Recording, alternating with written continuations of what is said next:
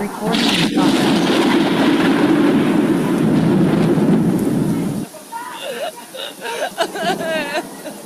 These are the negative impacts that can spoil children, create restlessness in life, and damage wealth, honor, and dignity and spirituality.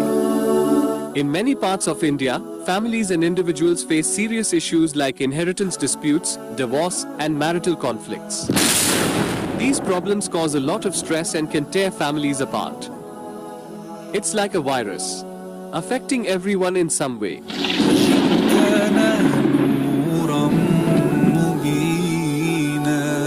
تغرس الإيمان فينا أحرص الناس علينا.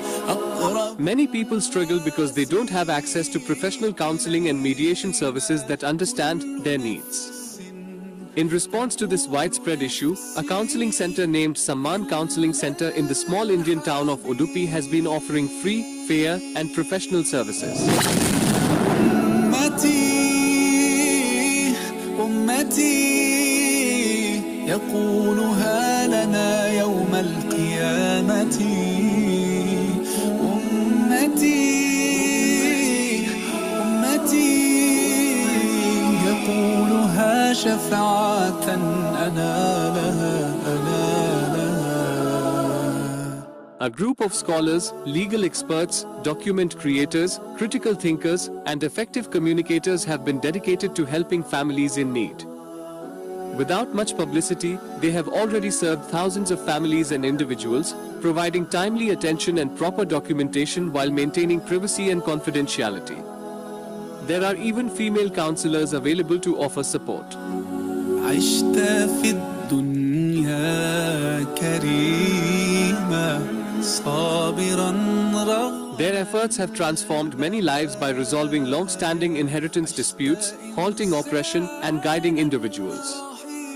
They have also offered valuable guidance to men and women facing divorce and separation, as well as helping couples navigate the process of starting a respectful life in a peaceful manner. Additionally, awareness through online and offline courses has been organized on counseling needs and current challenges, furthering their reach and impact.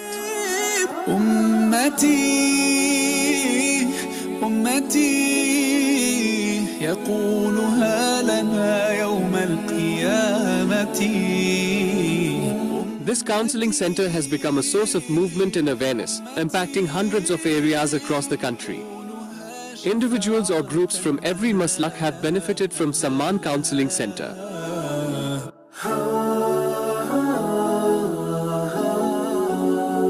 Visitors from various parts of India, such as Gujarat, Chennai, Mumbai, Bangalore, Davangere, and Umarabad, have benefited from their services.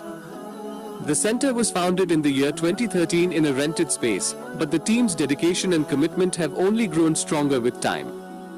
Importantly, this organization also adheres to and respects the guidelines of the Indian Constitution in related matters of Sharia.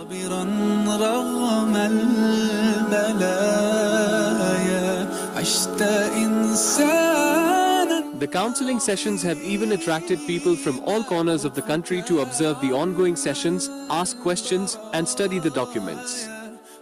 Through Sheikh Abdul Latif Madni's videos and workshops, the concept and importance of Sharia-compliant counseling have been effectively communicated to a wider audience, including senior scholars who are now aware of the initiative.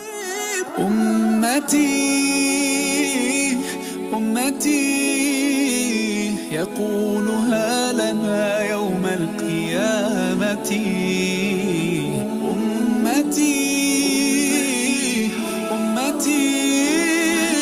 يقولها شفاعة أنا لها. हम लोग जब शुरू किए थे तो छोटे पैमाने पे शुरू किए थे। हमें खुद नहीं मालूम था कि लोगों में अल्लाह रब्बुल आलमीन हमें इतनी मकबूलियत देगा, पुलिस हमको इतना सपोर्ट करेगी, कौम वाले इतना सपोर्ट करेंगे। भाई अगर आप शुरू से लेकर मेरे 10 वीडियो को अगर देख लेंगे तो आपको एक ओवरऑल एक कॉन्सेप्ट समझ में आएगा कि भाई हाँ हमको ऐसे काम करना है। However, there is still much work to be done. More counseling centers need to be established, especially focusing on pre-marriage counseling, post-marriage counseling, child counseling, career counseling, and stress management. The growth and strengthening of this institution are essential aspects for the continuation of this important campaign.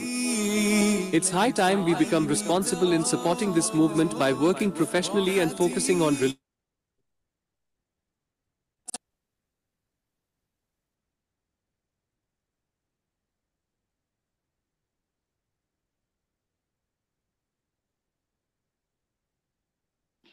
Assalamu alaikum wa rahmatullahi wa barakatuh. I would like to welcome you all to the channel Nurture with Dr. Shafiq. This channel is dedicated to empowering families and communities by addressing vital aspects of child's life, including education, health, growth, parenting, career planning, and counseling. The vision of the channel is simple yet powerful.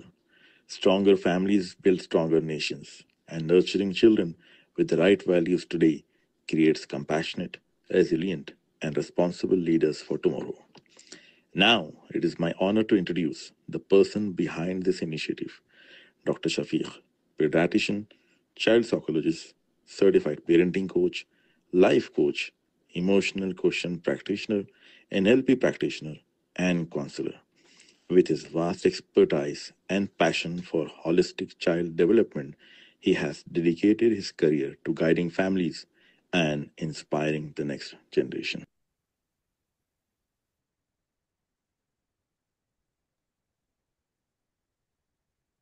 Furqan bhai.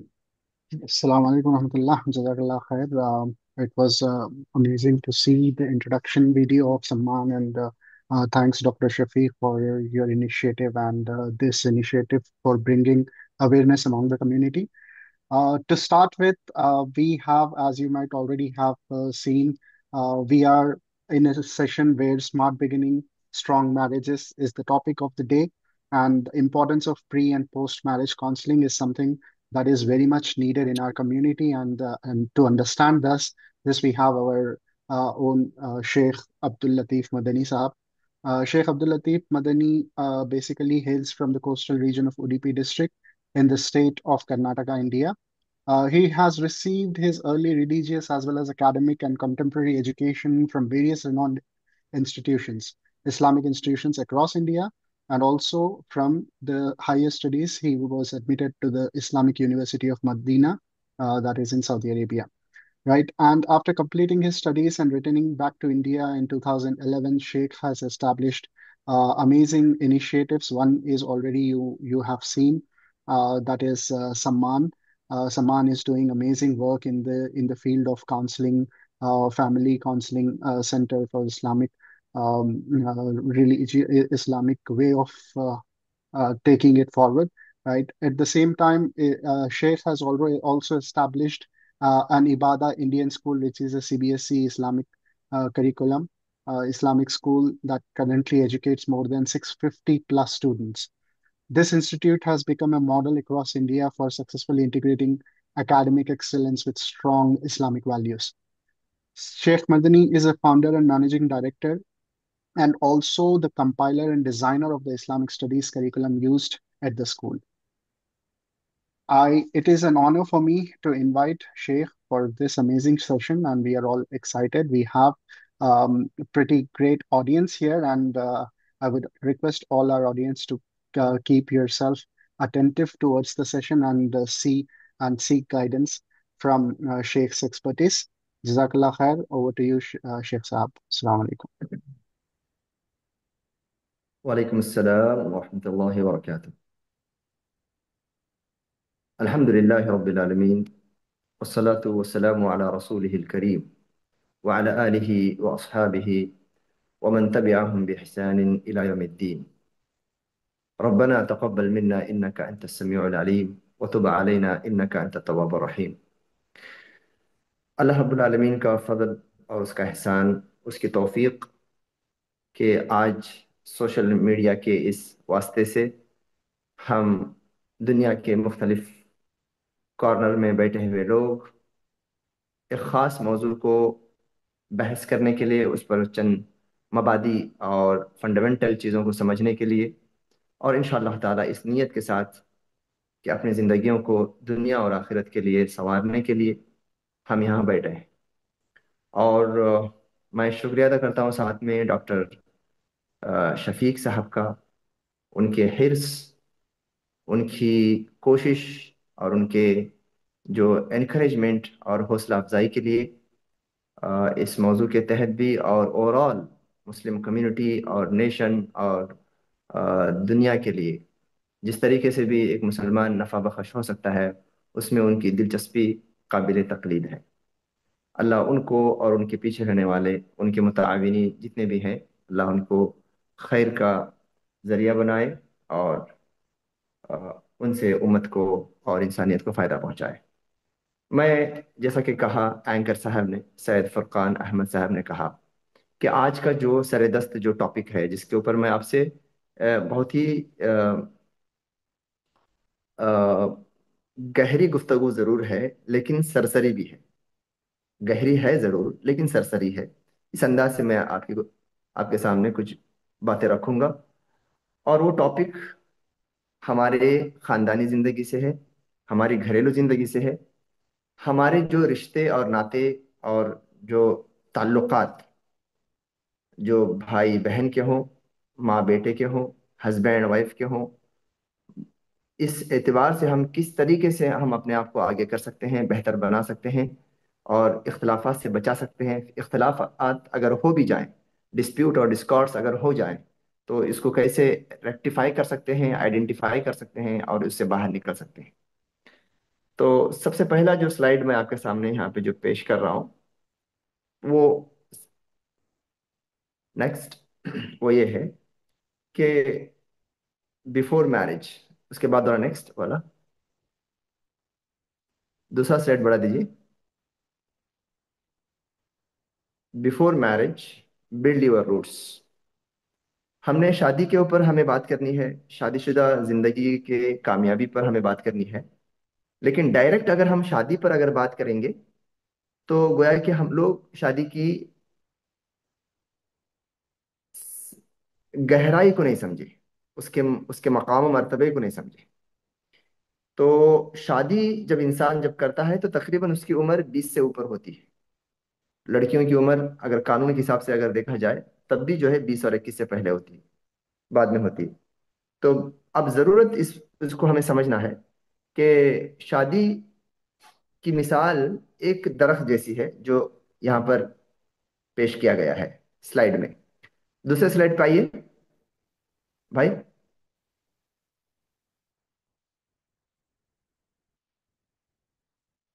दूसरे slide पे आइए।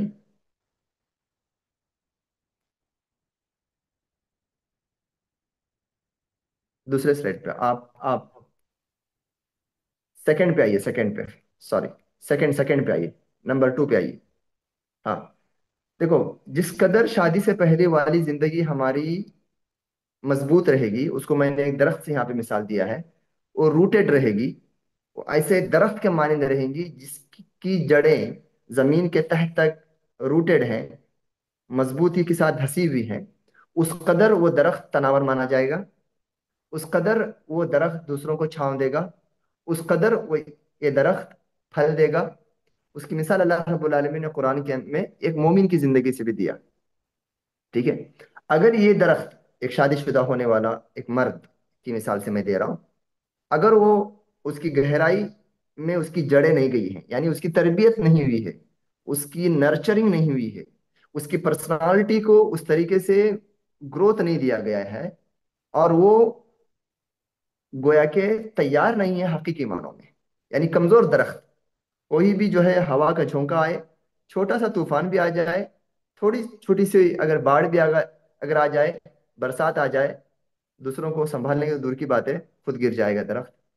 ठीक है, हमारी मिसाल ऐसी नहीं होनी चाहिए।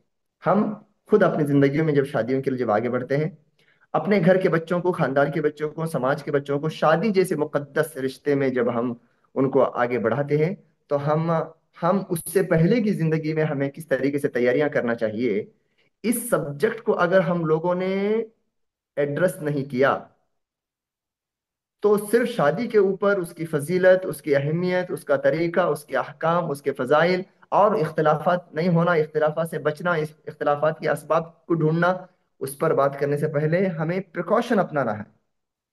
एहतियात अपनाना है।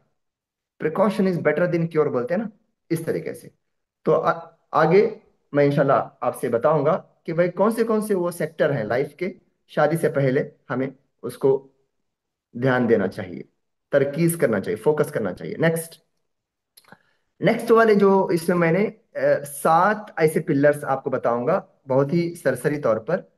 7 ऐसे सुतून हैं हमारे हमारी जिंदगी के, जिसके ऊपर या जिसके सपोर्ट के से हमारी शादीशुदा और हमारे अज़दवाजी जिंदगी मुकम्मल तौर पर आने वाले दिनों में बनती है। ये फाउंडेशन है हमारा, हमारी जिंदगी, हमारा वजूद फाउंडेशन है। इसके सुतून हैं, इसके पिलर्स हैं, और शादी के जरिए से हम फुलफिल कर रहे हैं अपनी इमारत को, अपने बिल्डिंग को फुलफिल कर रहे हैं। ये कौन से 7 ऐसे पिलर्स हैं, कॉर्नर ऑफ लाइफ हैं, जो शादी से पहले हमें उसको मजबूत करना है, उसको स्ट्रांग करना है, उसको बिल्ड करना है जैसा कि उसका हक है।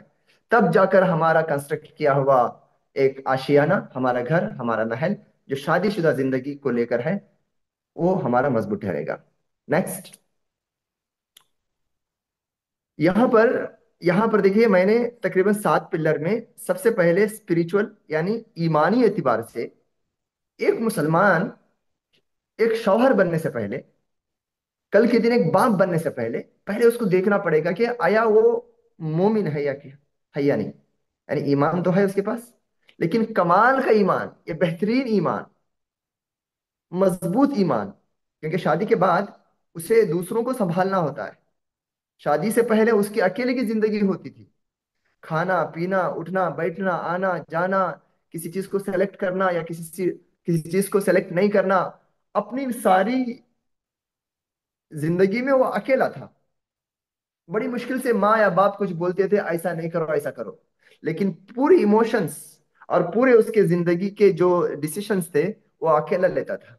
क्या पहनना है, क्या नहीं पहनना है, क्या खाना है, कब जाना है, कब नहीं जाना है। ठीक है, वल्लाहि लाज़िम शादी के बाद एक ऐसा जान उसके साथ में आ रहा है, बीवी के शक्ल में।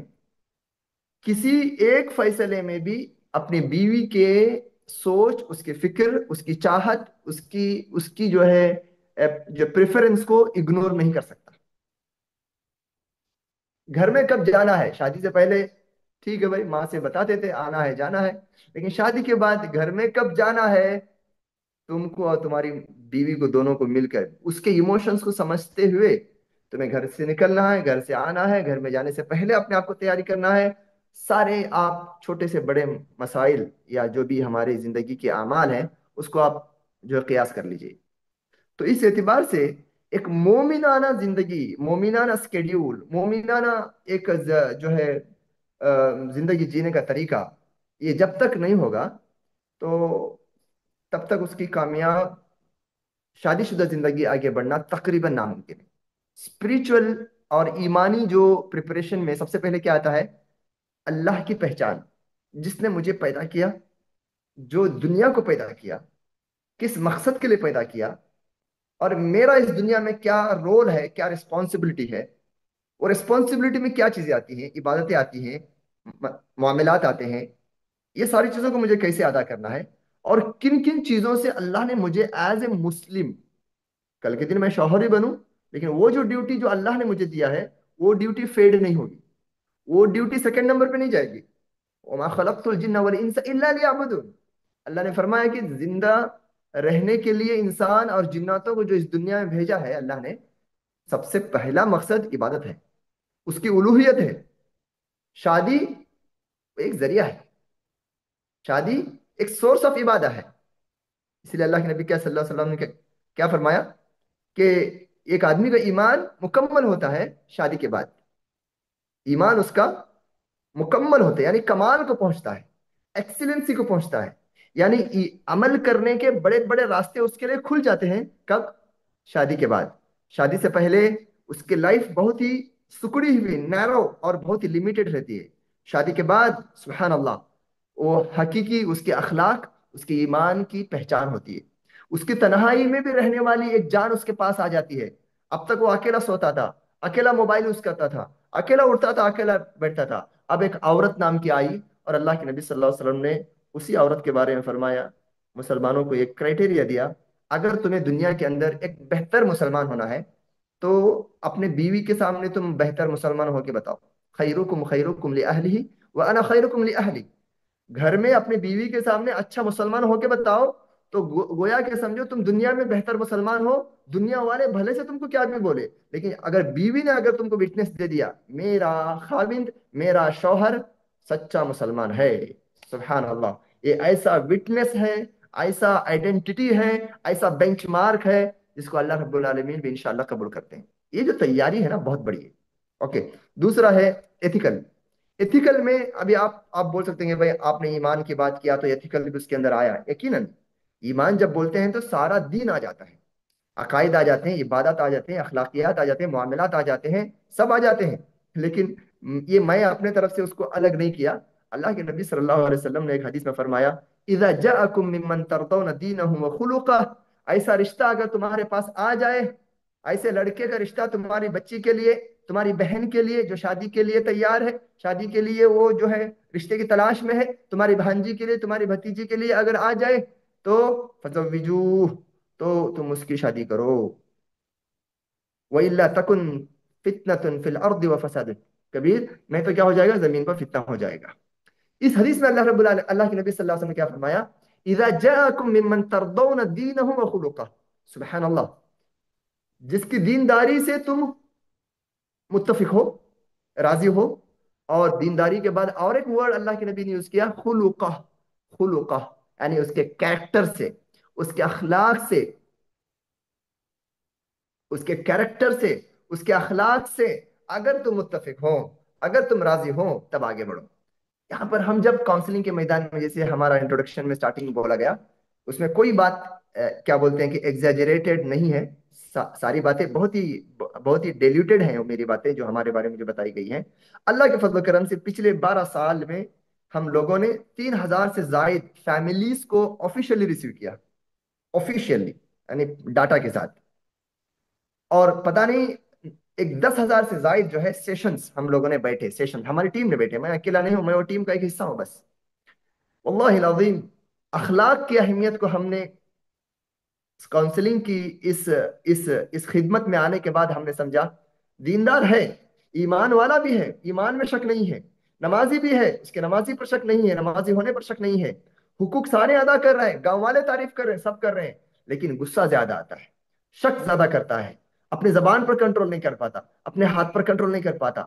बहन बच्ची बैठी हुई है, सुबहान अल्लाह, बड़ी मुत्तकिया है, बड़ी जो है नेक खातून है, एकदम हाथों पे ग्लोव्स पहन करके अपनी बापर्दा मस्तूर होकर अपने पर्दे में लपेटे हुए सामने आई है, लेकिन उसका शौहर उसके सामने ऐसे ऐसे उसके गलतियों को रखता है। हम हम जो है चौंक जाते हैं कि दीन के मामले में अच्छी है, ईमानियात में अच्छी है, इबादात में अच्छी है, लेकिन अपने शौहर को अपने जबान से तकलीफ पहुंचाती है। सुभान अल्लाह, अखलाक, अखलाक की अहमियत। तो ये जो अखलाकी एतबार से शादी से पहले प्रिपरेशन बहुत जरूरी है। अब आप डॉक्टर शफीक से कभी सुन लीजिए, जो लोग अखलाकियात पर थोड़ा सा साइंटिफिकली जो बात करते हैं, जो न्यूरो लिंग्विस्टिकली जो बात करते हैं, और इमोशनली और साइकोलॉजिकली जो बात करते हैं, अल्लाह सुभान अल्लाह, जब आप दीन को जब समझेंगे, किताब और सुन्नत की तालीमात को जब समझेंगे, तो आपका ईमान बढ़ जाएगा, आपका ईमान बढ़ जाएगा। अखलाकियात एक बात करके मैं आगे बढ़ता हूँ। अखलाकियात जो है ना, मैं जो कैरेक्टर की जो बातें कर रहा हूँ, कैरेक्टर की बातें कर रहा हूँ, मेरे अखलाक या आपके अखलाक या किसी बच्ची के अखलाक दो तरीके से होते हैं। देखिए, एक होता है अखलाक हमारे बनते हैं, हमारे खून से बनते हैं। खून से मतलब खानदानी विरासत में मिली हुई है। ये अखलाक मुझे मेरे खून में है, मेरे दादा में था, मेरे बाप में या मेरी माँ में वो अखलाक थे जो मुझ में मुंतकिल हुए हैं। जैसे ये नाक, ये कान, ये हाथ, ये पैर, ये रंग, ये बाल, या तो माँ के रहेंगे, या तो बाप के रहेंगे, या तो दादा के रहेंगे, या तो दादी के रहेंगे, या तो नानी के रहेंगे, है ना। ऐसे ही जो इल्मी और मानवी तौर पर जो अखलाकियात जो होते हैं, कैरेक्टर्स होते हैं, जैसे लोगों से मोहब्बत करना, लोगों को दावत देना, लोगों के साथ हुस्न सुलूक से पेश आना, मुस्कुराना, बात करना, और उसका आप अपोजिट में जाइए, कंजूसी करना, बखीली करना, गाली देना, गुस्सा देना, इंसल्ट करना, अपने आप को जो है अकड़पन में और जो है भरम में रखना, ये सारी जो ये जो जो आदात हैं, जो जो अतवार हैं, या जो है अखलाकियात है ना, ये भी इनहेरिटेंट होती हैं, जिसको बोलते हैं फितरिया। अल आदात अल अखलाकियात अल फितरिया, इसको रख लो, अरबी में इसको फितरिया बोलते हैं या जिबिलिया बोलते हैं, यानी जिबिल्लत में, मेरे खून में है, वो मेरे जीन से में आया है। अखलाकियात इससे बनते हैं। दूसरा किससे बनते हैं, कोई मुझे बताए नीचे। अखलाकियात या हमारे जो जो कैरेक्टर्स जो बनते हैं, बिल्ड होते हैं, दूसरा सोर्स हमारे में जो आते हैं कौन, नीचे आप लोग कोई भी टाइप करके बता सकता है। टाइप को ओपन रखा है भाई आपने? ऐसा पूछ सकता हूँ ना कभी कभार मैं। आदात, जी जी, ये चीज इंटरेक्टिव मुझे हो बता सकता है, नो दीजिए। प्रॉब्लम। जी जी, आदात आदात वही तो पूछ रहा हूं मैं। आदात जो बिल्ड होते हैं, एक तो इनहेरिटेंट ले आते हैं, दूसरा क्या है, एनवायरमेंट से आते हैं। Okay, x. हाँ हाँ। ऑडियंस से रिक्वेस्ट है, जब शेख साहब कुछ इंटरेक्ट करना चाहते हैं तो आप या तो अनम्यूट करके बात कर सकते हैं या फिर चैट में डाल दीजिए, इंशाल्लाह फिर उसको। नहीं, बात कोई नहीं करेगा डॉक्टर साहब, हाँ जी, माजरत है चैट वो, में। ज्यादा हो ठीक जाएगा, आवाजें टकराएंगी। आप नीचे है, जो चैट कीजिए। ठीक, okay, right. Acquired from environment, okay okay. और कोई कुछ और अल्फाज? तरबिया, तरबी, तबीयत से। तबीयत वही है ना भाई, तबीयत जिबिल्लत है, फितरत है, नेचर है, जीन्स है, influence by others. Okay okay. अच्छा, बस बस, स्टॉप स्टॉप कर दो, स्टॉप कर दो, ये सारी चीजें सही हैं। लेकिन मैं एक वर्ड पे आपको स्ट्रेस देता हूं, यानी कि ये तो रिसोर्सेस हो गए, मेरे दोस्त, मेरे अहबाब, मेरे बुक्स, मेरा एकेडमिक, मेरे टीचर्स, मेरा एनवायरनमेंट, ये सारे जो है रिसोर्सेस हैं। लेकिन मैं आपको बोलता हूं कि जो हमारे अखलाकियात बुनियादी तौर पर बनते हैं दो तरीके से। एक खानदान से आया, खून में आया। दूसरा आदत से बनते हैं, प्रैक्टिस से बनते हैं, जिसको मुक्तसिबा बोलते हैं। Bye practice, bye practice. जैसे आपने बोला यहां पर, आपने ऐसे एनवायरमेंट में रहा रहा रहा रहा, वो एनवायरमेंट ने आपको बनाया। ठीक है, ऐसे दोस्त के साथ आपने ऐसी तरह की, खास तरह की गपशप किया, बातें किया, वक्त गुजारा, वो प्रैक्टिस ने आपको क्या किया, उस जैसा बनाया। ठीक है, यानी उसको क्या बोलेंगे आप, सारी चीजों को समेटने वाला एक लफ्ज याद रख लीजिए, मुक्तसिबा। इक्तिसाब अमल से आता है, प्रैक्टिस से आता है, यूज टू होने से आता है। ठीक है, मुक्तसिबा। तो ये शादी से पहले अखलाकियात तुम्हारे बच्चे में, तुम्हारे बेटे में, तुम्हारी बेटी में, तुम्हारे भांजे में, लड़के में, खुद मेरी बातें, अगर कोई नौजवान जो शादी होने वाला है, शादी होने को है, या अभी अभी जिसकी शादी हो चुकी है, या तो बड़ी उम्र की भी जो लोग हैं, वो भी अल्लाह ताला हर मौके पर जिंदगी के आखिरी मिनट और सेकंड तक भी हमें अपनी इस्लाह करने का मौका देता है। वो इस बात को समझ ले कि अखलाकियात में हमें अपने आप को इस्लामिकली नर्चर करना पड़ेगा। शादी से पहले की बात कर रहा हूं मैं। ओके। तीसरे नंबर पर साइकोलॉजिकली, नफ्सियाती तौर पर, नफ्सियाती तौर पर, मेंटली, मेंटली, इमोशनली, खास करके जज्बात, जज्बात कंट्रोल नहीं कर पाता है। खुशी में कैसे रहना, गमी में कैसे रहना, नुकसान में कैसे रहना, फायदे में कैसे रहना, कोई इख्तिलाफ करे तो कैसे रिएक्ट करना,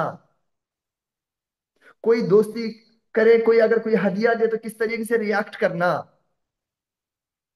एक मजलिस में अपने अपने अपने एहसासात, अपने शऊर और अपने फीलिंग्स को किस तरीके से प्रेजेंट करना। ये जो ये जो ये जो तैयारी है ना, ये बहुत ही अहम तैयारी है, जिसको control thoughts and emotions, protect against the negative thinking and harmful temptations, maintain mental balance for better decisions. Okay, ये बहुत अहम है। इस पर कितनी भी हम लंबी बात करें, इंसान आज के जमाने में सबसे ज्यादा जो जिस चीज से टेम्पटेशन उसको होता है, उसको उकसाया जाता है, उसको हरकत में लाया जाता है, बुराई की तरफ उसका मैलान होता है, चिड़चिड़ापन का शिकार हो जाता है, दुश्मनियों में बदल बदल जाती हैं हमारी सारी जिंदगियां, और इख्तलाफात देखे देखे ज्यादा होते चले जा रहे हैं। इसका सबसे बड़ा ताल्लुक है हमारे नफ्सियात से, हमारे सोच से, हमारे दिमाग से, हमारे अक्ल से। अक्ल अक्ल अक्ल, एक बात बोल दूं यहां पर, ये अक्ल ही सब कुछ है। मुकल्लफ बोलते हैं ना, अल्लाह के सामने अकाउंटेबल क्या है, मेरा बदन है या मेरा अक्ल है? अक्ल है, दिमाग है, मुख है, मुख मेंटल है। ये दिमाग जब बात करना, काम करना और सोचना और रिसीव करना, और मैसेज देना, मेरे ऑर्गन के अलग अलग आज़ा को, मेरे हाथ को, मेरे उंगलियों को, मेरे आंखों को मैसेज देना जब दिमाग बंद कर देगा ना, तब मैं जिंदा भी रहूं। ओके, मैं जिंदा भी रहूं, कोमा में रहूं, या जो है मेरा माइंड अगर जो है वर्क करना स्टॉप हो जाए, लेकिन बदन के दूसरे आज़ा अगर काम करते रहे, अल्लाह ताला मुझे कुछ हिसाब किताब नहीं करेंगे। तो हिसाब किताब किस किस आधार पर अल्लाह करेंगे? हमारे नफ्सियात और हमारे इमोशंस और हमारे दिमाग के मुकल्लफ होने के बुनियाद पर करेंगे।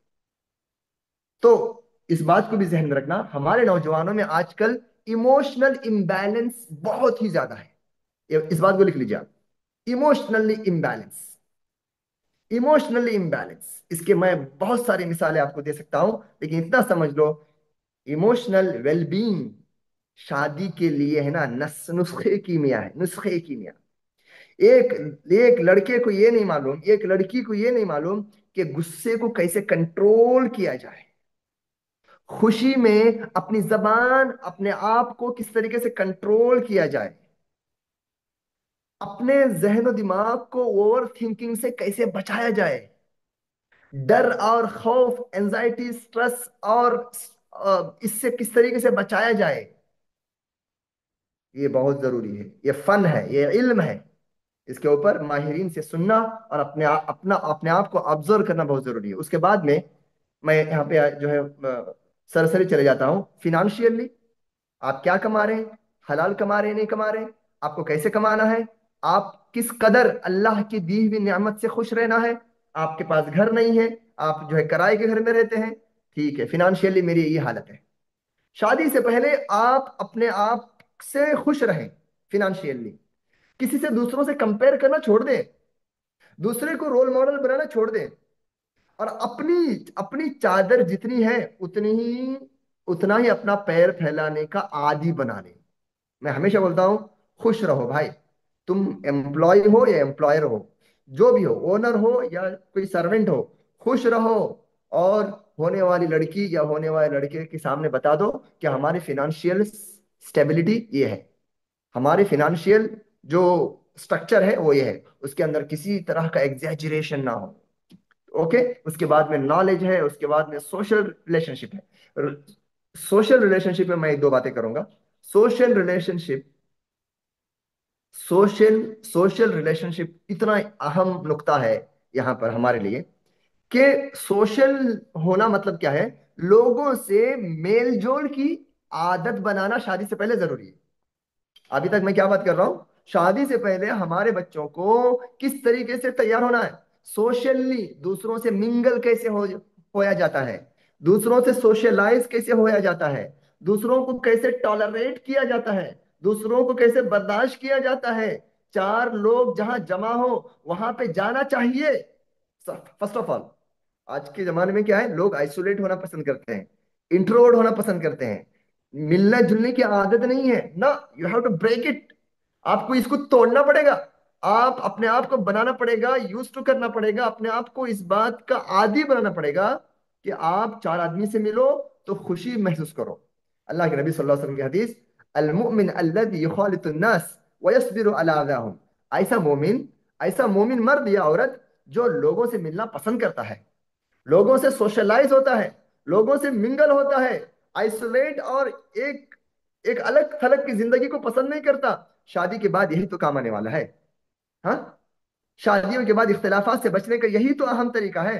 ये एक शादी के बाद इख्तिलाफात का सबसे बड़ा रीजन है कि भाई वो एक मजलिस में जाकर बहैसियत दामाद चंद लोगों से बात नहीं कर पा रहा है। ठीक है, बीवी को लेकर अपने रिश्तेदारों के पास जाना उसको पसंद नहीं है। बहैसियत दुल्हन, बहैसियत बहू, बहैसियत एक घर की नई मेहमान, चार लोगों के सामने वो बात नहीं कर सकती, हंस नहीं सकती, मुस्कुरा नहीं सकती, उनको वेलकम नहीं कर सकती, उनके साथ टाइम स्पेंड नहीं कर सकती, उनके उनके तरफ से कुछ अगर हार्श या नेगेटिव कुछ बातें या कुछ टॉन्ट्स अगर आ गए, उसको बर्दाश्त नहीं कर सकती। क्यों? शादी से पहले उसको आदत ही नहीं है, उसको यूज टू ही नहीं है वो लोगों से मुकालमा करना, मुशाफहा करना, और क्या बोलते हैं कि रूबरू होना। ओके, वन ऑन वन उनसे बात करने के लिए उसकी आंखें यूज टू नहीं है, उसके लिप्स यूज टू नहीं है, उसका माइंड यूज टू नहीं है।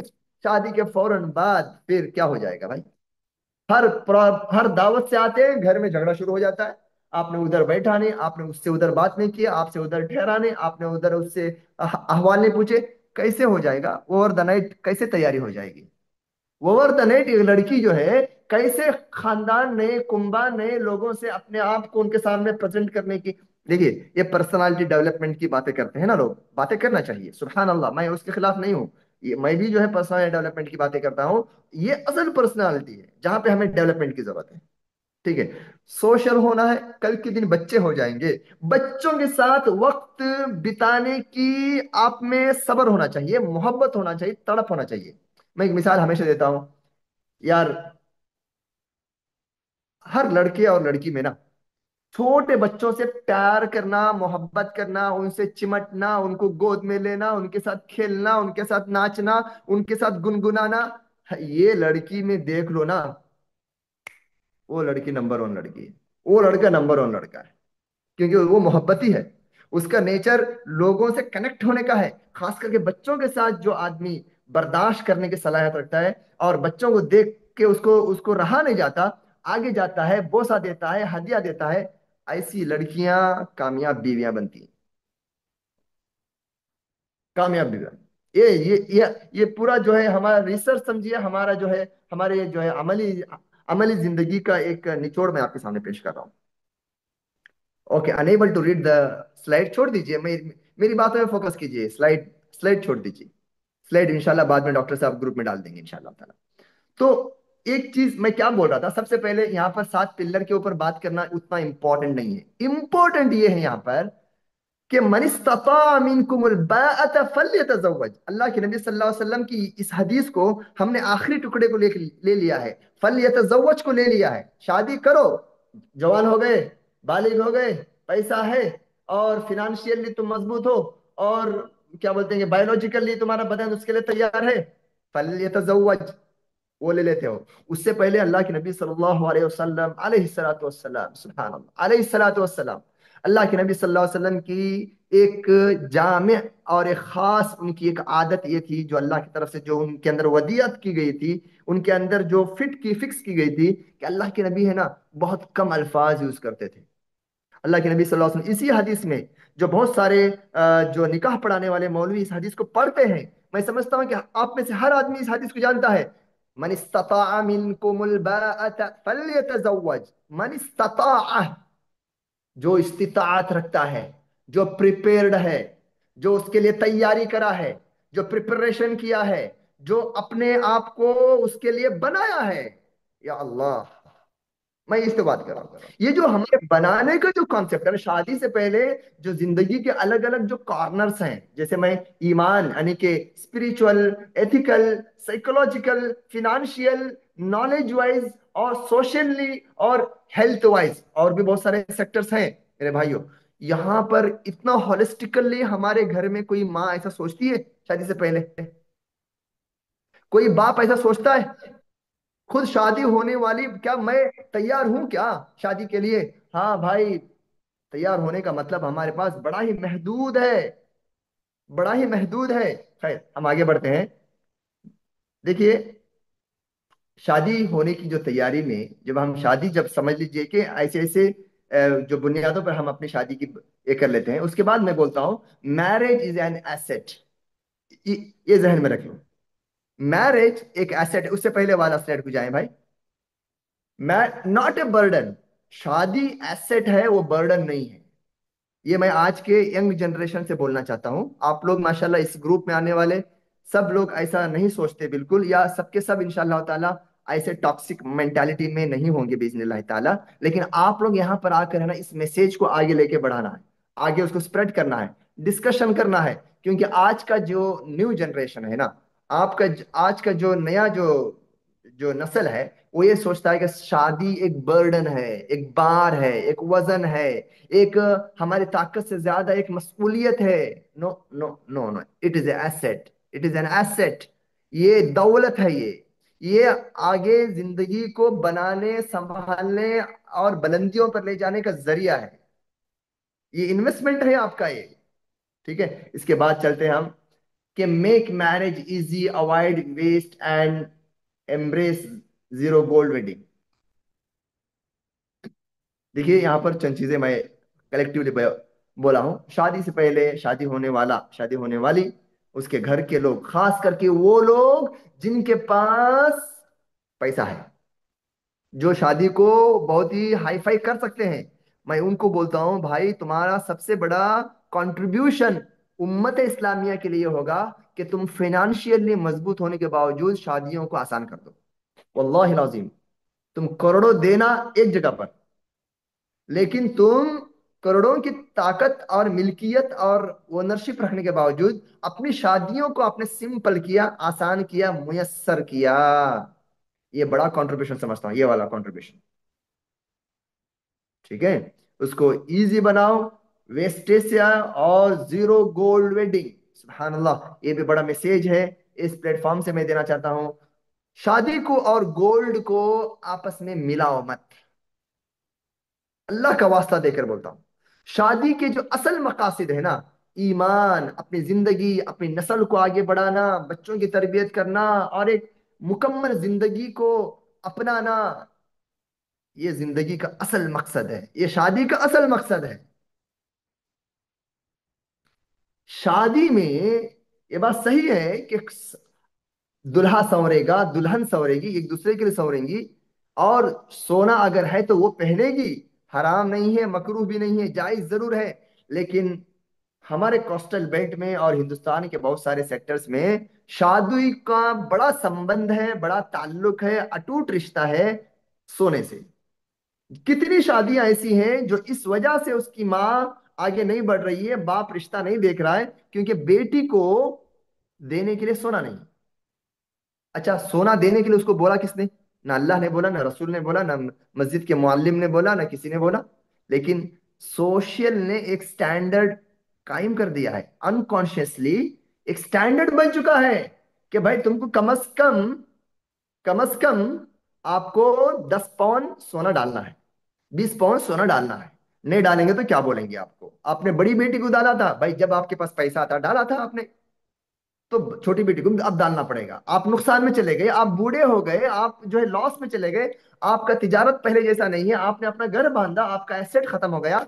नहीं नहीं नहीं, पहली बेटी को डाला था, अब डालना है। सुभान अल्लाह, शादी और सोने के डीलिंग को अलग रख दो। हाँ, आपके बेटी को जो शादी होके अपने ससुराल में जा रही है, अपने शौहर के साथ जिंदगी बसर करने के लिए जा रही है, तुम्हारे से उसका डिस्टेंस थोड़ा सा दूर होते जाने वाला है, होने वाला है। अगर आप ऐसे मौके पर अगर आप हदिये के तौर पर देना चाहते हैं तो दे दो, निकाह से पहले दे दो या निकाह के बाद में दे दो। शादी के दिन, शादी के रात, शादी के इन अय्याम में, इन सेरेमनीज में, ये शादी के लेन देन से बचो, बचो। ये सबसे बड़ा कंट्रीब्यूशन और जो है खिदमत होगी माशरे की। आगे बढ़ते हैं। देखिए, अब मैं बात कर रहा था आपके सामने काउंसलिंग बिफोर मैरिज की, है ना। यानी शादी को सडनली जो है ना भाई, हमारे बच्चे की उम्र हो गई और हमारे बच्ची का डिग्री हो गया, और मेरे बेटे को जॉब मिल गया और बेटा कमा रहा है, चलो शादी करते हैं। घर में बेटियां थी, शादी होके चले गई, और घर में एक बच्ची की जरूरत है, एक औरत की जरूरत है, और जरूरत के लिए एक जो है बहू का हमारे साथ होना है, चलो शादी कर लेते हैं। ये सारी इंसानी जरूरतें हैं, इसमें कोई, इसको मैं गलत नहीं बोल रहा हूँ, हराम नहीं बोल रहा हूँ, नाजायज नहीं बोल रहा हूँ। ये सारी इंसानी जरूरियात हैं और इंसानी फीलिंग्स हैं ये सब, है ना, जब तक ये किसी गलत मकसद के लिए ना हो, वेल एंड गुड। लेकिन शादी से पहले की जो तैयारी का जो कॉन्सेप्ट है, इसके ऊपर हमें बहुत ही डीपर सोचना है, डीपर सोचना है।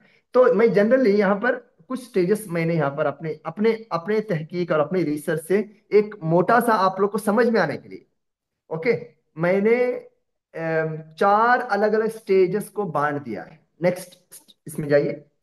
4 अलग अलग स्टेजेस में काउंसलिंग को बांट दिया है।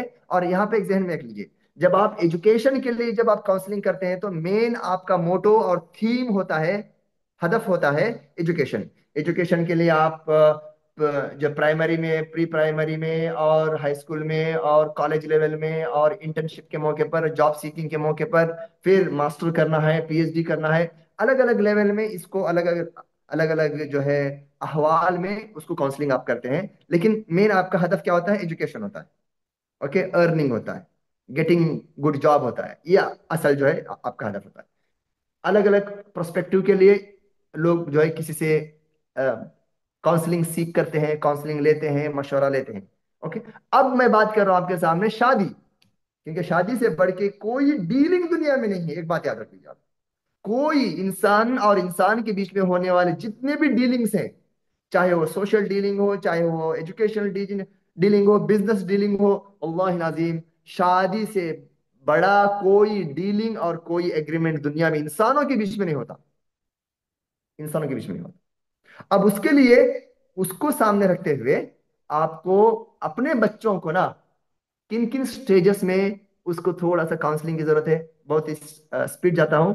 प्यूबर्टी, जैसा बच्चा या बच्ची बालिग हुई, उसके बदन में खास जगहों पर बाल आना शुरू हुए, उसका बदन का स्ट्रक्चर बदलना शुरू हुआ, आवाज बदलना शुरू हो गया, और नाइट जो है एहतिलाम आना उसको शुरू हो गए, फीलिंग्स बदलना शुरू हो गए, अपोजिट जेंडर के साथ उसका अट्रैक्शन और अफेक्शन ज्यादा होना शुरू हो गया, बुलूगत के मौके पर है ना, उसको मैं, अच्छा यहाँ पे ये बोल के आगे बढ़ता हूँ मैं, ये काउंसलिंग के लिए कोई कोर्स करने की बात नहीं कर रहा हूं मैं, ठीक है? अगर कोई सेंटर हो, वहां पे आप अपने बच्चों को जिंदगी के, शादी के से पहले की इन 4 मराहिल में लेके जाएंगे तो well and good, well and good.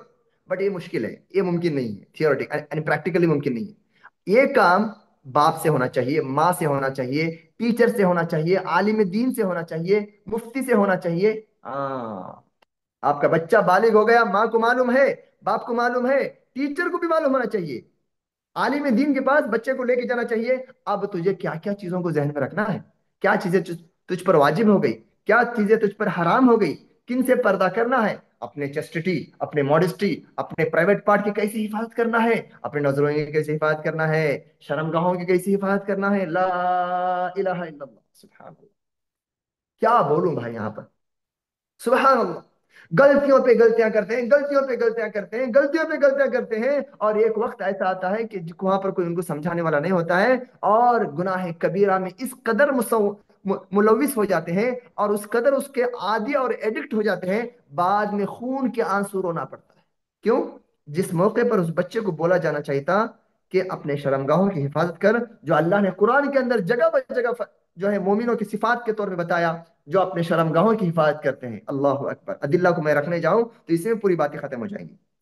देखिए आप, दूसरा स्टेज है एजुकेशन और करियर का स्टेज, जहां पर prepare for marriage through learning, skill development, discipline and financial readiness.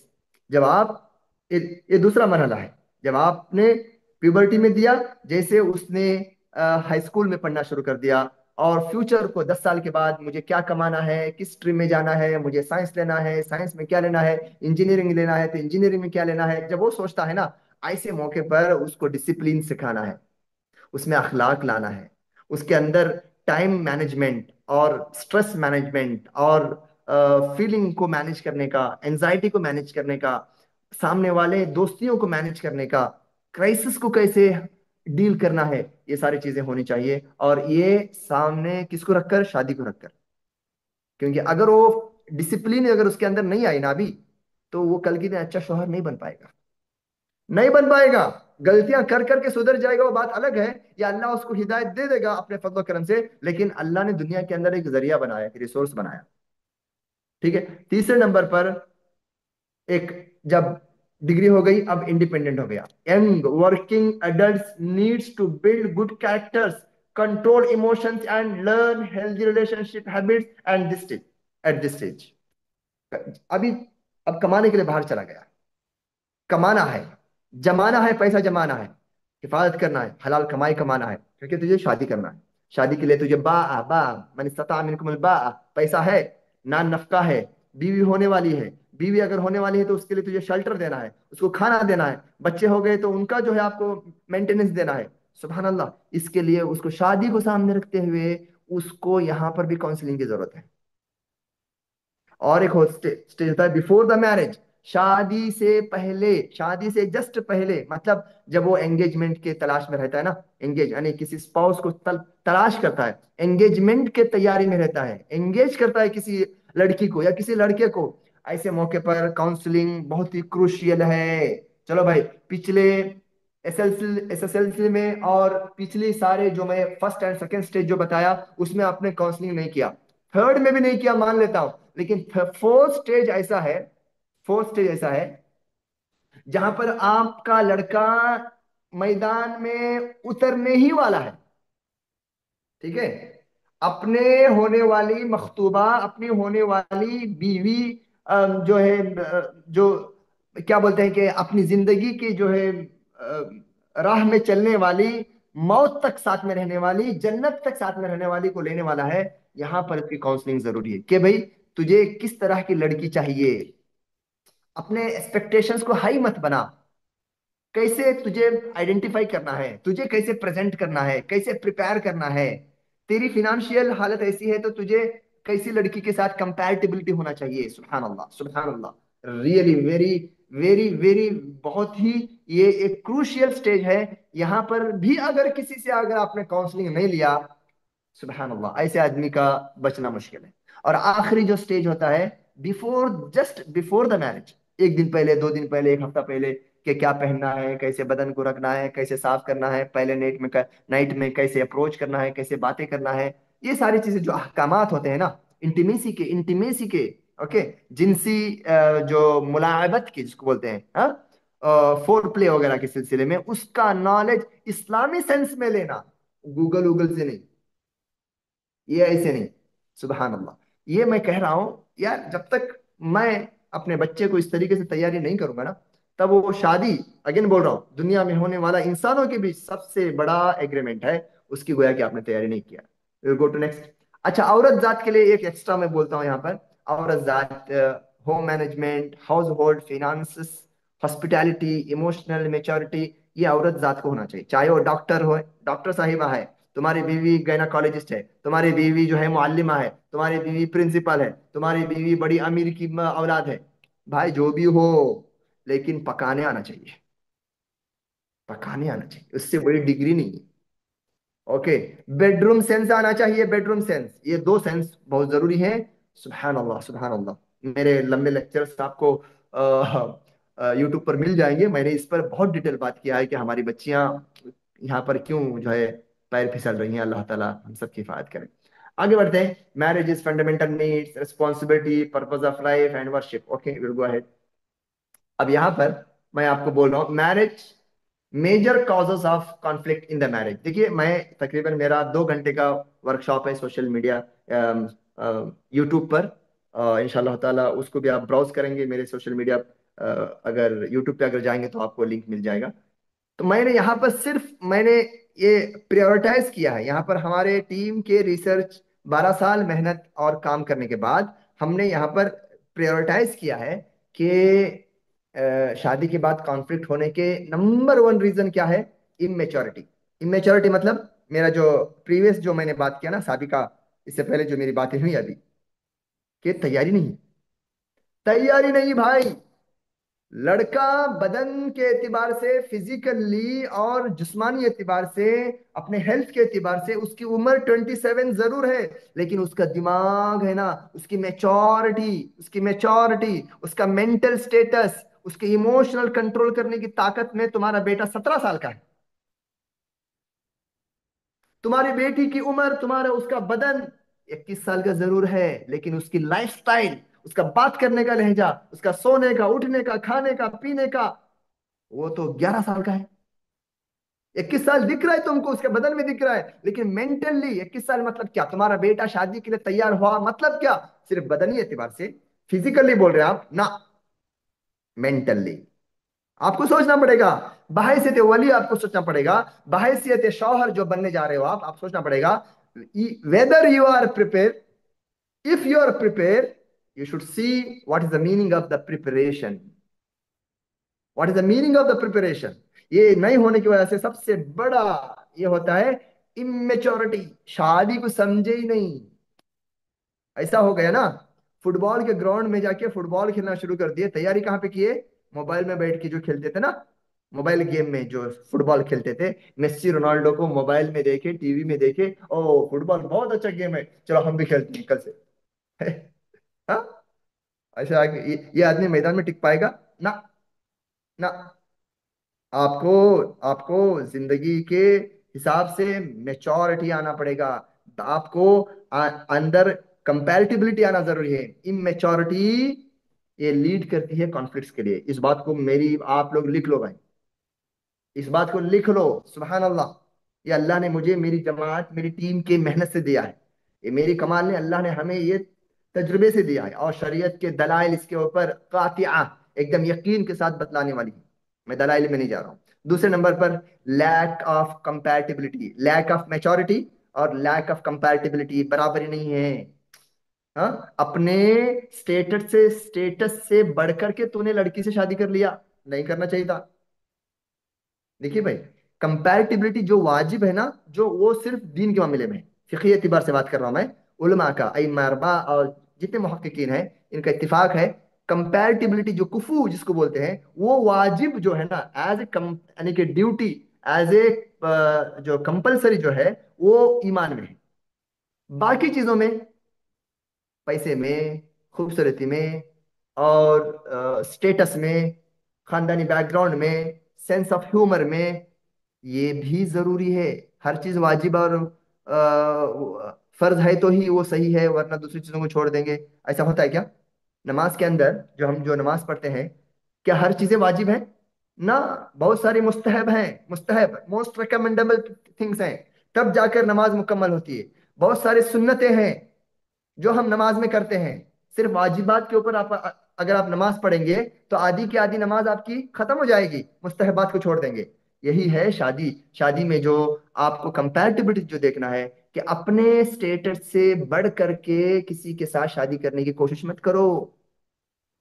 Okay, इसमें बड़े बड़े डिटेल की बातें हैं। तीसरे नंबर पर इंटरफेरेंस ऑफ अदर्स, कॉन्फ्लिक्ट होते हैं दूसरों के इंटरफेरेंस होने से। सुभान अल्लाह, दूसरों के मामले में इंटरफेरेंस मत हो जाओ। नेगेटिव और कॉन्फ्लिक्ट और जो टॉक्सिक इंटरफेरेंस, चाहे तुम्हारी बेटी जरूर है लेकिन गलत इंटरफेरेंस मत हो जाओ। आपकी बेटी है, आप बाप के हैसियत से आपके बेटी और आपके बेटी के शौहर के बीच में इख्तिलाफ हो गया, आप वकील मत बनो। क्या मत बनो? वकील मत बनो आप। तुम जज बनो, हकम बनो, आर्बिट्रेटर बनो, फैसिलिटेटर बनो, आप मीडिएटर बनो, आप काउंसलर बनो। हम क्या करते हैं, नहीं मेरी भांजी भाई मैं कैसे छोड़ के दे सकता हूं? तो आग लगा रहे हो, आग भड़का रहे हो, शैतान का काम कर रहे हो। थर्ड पर्सन का जो थर्ड पर्सन का दोनों के बीच में थर्ड पर्सन का जो इंटरफेरेंस होता है ना, ये सबसे ज्यादा लीड कर रही है हमारे आजकल के झगड़ों में। रॉन्ग चॉइसेस बिफोर मैरिज, ये है। और अनरियलिस्टिक एक्सपेक्टेशंस। हाँ, रील की दुनिया है, रियल दुनिया नहीं है, रील की दुनिया। हाँ, ट्रेंड की दुनिया, सेलिब्रिटीज की दुनिया। सुभान अल्लाह, एकदम से बर्बाद कर देती है। बैड बिहेवियर्स, अखलाक, अखलाक की जो बातचीत हो रही थी ना, लड़का सब कुछ अच्छा है भाई, दीनदार भी है, अच्छे खानदान का है, लेकिन अखलाक में गिरा हुआ है। अखलाक की गिरा हुआ मतलब तुम क्या बोलेंगे? चरसी या शराबी की बात कर रहे हैं? जी हाँ, वो भी एक गलती है, गुनाह है, गुनाह अजीम है। मैं एक आपको मिसाल देता हूँ। शक करना, ये बद अखलाकी है। एक बैड कैरेक्टर है शक करना, अपनी बीवी पर बेजा शक करना, बेजा, गैर मुनासिब अंदाज से, मुबालगा आराई के साथ, एग्जैजरेशन के साथ अपनी गैरत को बताना गलत है। उधर झांकी नहीं हुआ, उधर ठहरी नहीं हुआ, ये पहनी नहीं हुआ, उससे बात क्यों करी, ये क्या है, वो क्या है। अपने शौहर पर भी, तुम उससे क्यों मिले, इससे क्यों बात करे, तुम फोन पे क्यों बात करे, तुम कहाँ जाके बात करे। शक करने की आदत, जिसको एक जो साइकोलॉजी, जो इसमें अलग अलग टर्म्स बोलते हैं, अलग अलग बीमारियां भी होती हैं। और सस्पिशियसनेस जिसको बोलते, बेसिकली जिसको अगर शक करने की आदत है, फिर वो लीड करती है बहुत बड़ी बड़ी बीमारियों की तरफ। ये जो है अखलाक में आते हैं। उसके बाद emotional, psychological, ego, anger, stubborn, lack of communication, poor financial management. शादी से पहले पैसा नहीं होना, पैसा कम होना अलग है। पैसे से ज्यादा शादी के लिए खर्च करना, पैसे से ज्यादा अपने बारे में सामने वाले को बताना कि भाई मैं बड़ा पैसे वाला हूँ, मेरा बेटे के पास कार है, मेरे बेटे को जो है फैमिली वीजा मिलने वाला है, मेरे बेटे को पास जो है 3 लाख की सैलरी मिलती है। यार झूठ नहीं बोलने का। झूठ बोलने का नहीं है। पूरे फिनेंशियल मैनेजमेंट, ये सब जो है मैनेजमेंट डिजास्टर है, फिनेंशियली मैनेजमेंट डिजास्टर है। It was difficult to connect. Okay, physically, इसके बाद फिजिकल सेक्सुअल इश्यूज, ये जो सेक्सुअल इश्यूज जो है ना, ये एक्चुअली एक हिसाब से बहुत ही लेट आया और एक हिसाब से उस स्टार्टिंग में आ गया। वो ये है कि भाई सुबहान अल्लाह, जो आज के ज़माने में जो नौजवानों में बढ़ता हुआ जो बीमारी, खास करके यंगस्टर्स में शादी के बाद, वो इम्पोर्टेंस है। तो माइनर भी हो सकता है, मेजर भी हो सकता है, वो जो है रिवर्सेबल भी हो सकता है, मतलब रिवर्सेबल मतलब रिकवरेबल हो भी हो सकता है, नहीं भी हो सकता है।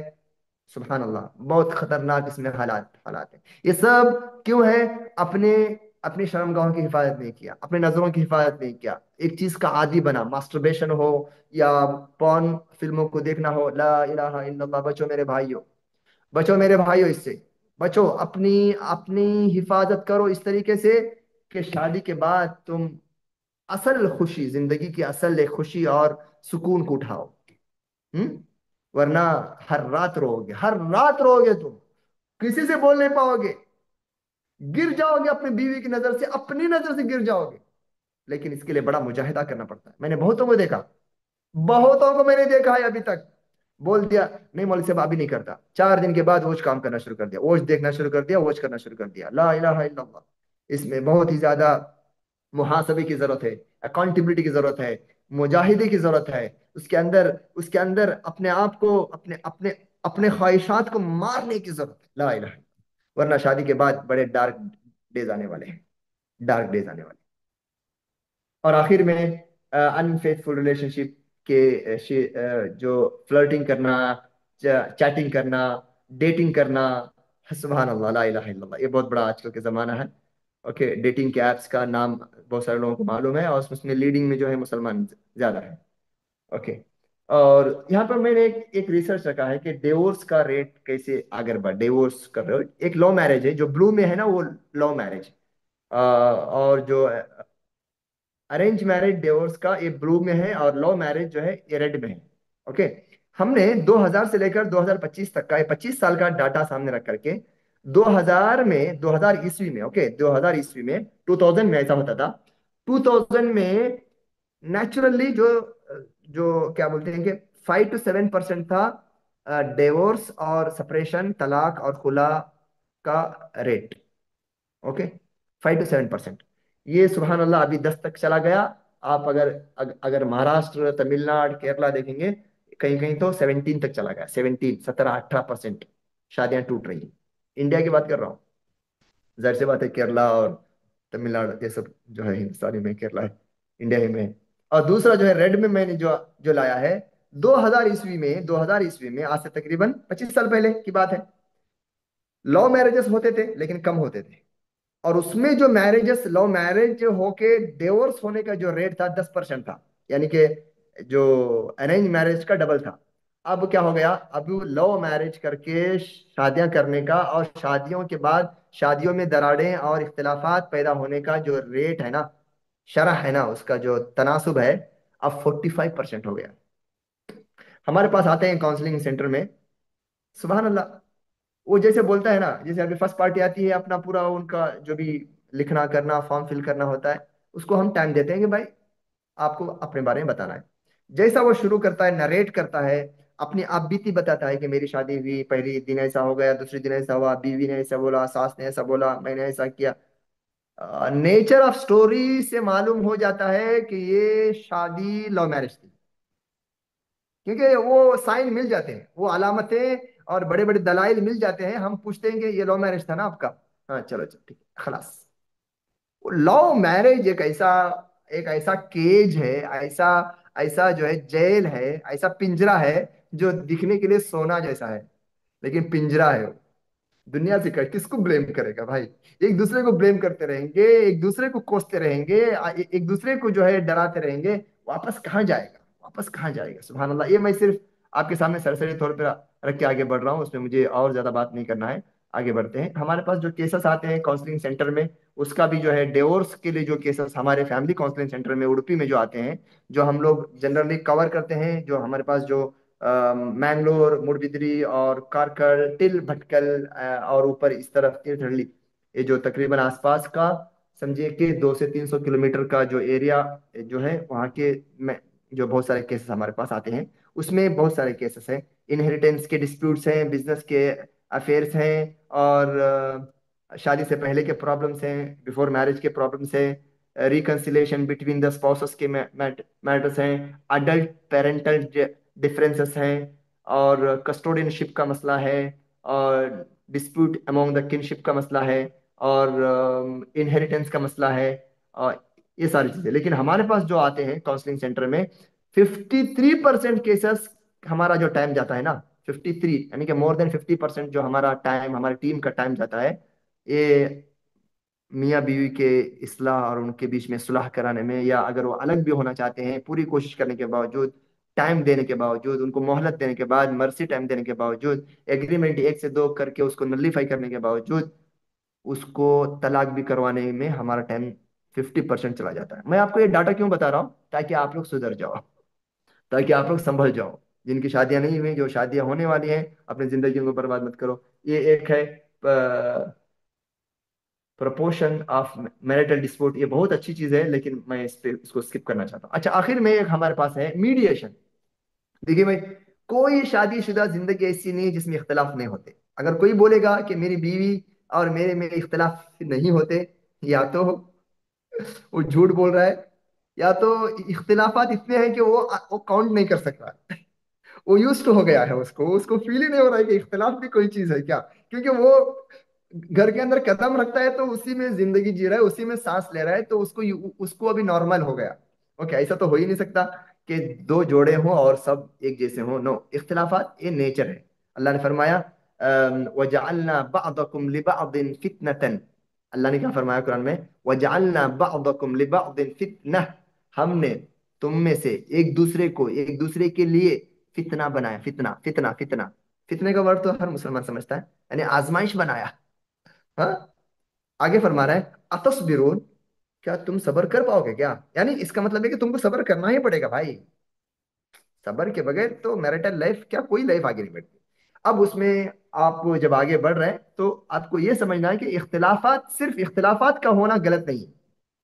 इख्तिलाफात के अलग अलग स्टेजेस हैं, अलग अलग रीजंस हैं, अलग अलग उसके नेचर्स हैं, अलग अलग उसके क्या बोलते हैं कि साइड इफेक्ट्स हैं। इसको भी मैंने अपने लेक्चर्स में जो यूट्यूब में आपको मिल जाएंगे, वहां पे मैंने इस पर डिस्कशन किया है। बस यहाँ पर मैं इस पर एक बोलना ये चाह रहा हूँ कि हम, जैसे मैंने इब्तिदा में जो बात जहां से शुरू किया, वहां पे मैंने दरख्त की मिसाल दिया था ना। हमको ऐसा दरख्त बनना है जो दूसरों को शेड देने वाला है, साया देने वाला है, दूसरों को फल देने वाला है। हमारी जिंदगी भी अपने आप में, हमारी मैरिटल लाइफ इतनी अच्छी होना है, और हम स्पिरिचुअली, इंटेलेक्चुअली, नॉलेज वाइज और हर एंगल से सोशली हम इतने अच्छे होना है। खानदान में हमारा चेहरा, हमारा वजूद, हमारी शख्सियत इतनी मुअतबर होना है, यानी इतना ज्यादा ट्रस्ट वर्ती होना है कि खानदान में अगर किसी के बीच में इख्तलाफ हो रहा है तो तुम वहां पर एज ए मीडिएटर जाओ, देख के मजे मत लो, उनके बीच में सुलह की कोशिश करो, आगे बढ़ो। ठीक है, ये ऐसी दरख्त की मिसाल दे रहा हूं मैं। इसके बाद नेक्स्ट वाला स्लाइड है। देखिए, why resolving family and marriage conflict matters. देखिए, यहाँ पर एक बात बहुत इंटेलेक्चुअली और शरिया बेस्ड बात है ये। हमारा जो वजूद है ना, इंसानों का जो वजूद है, दो चीजों से, हमारा जो एग्जिस्टेंस जो दुनिया में है, दो चीजों से। एक है फिजिकल, यानी बदन, हमारा हाथ ये जो दिखता है ना, हड्डी, पैर और चेहरा और चमड़ा, ये सब फिजिकल हमारा वजूद है। दूसरा क्या है हमारा वजूद? लिखो, नीचे लिखो, टाइप करो। दूसरा वजूद किस चीज का है हमारा?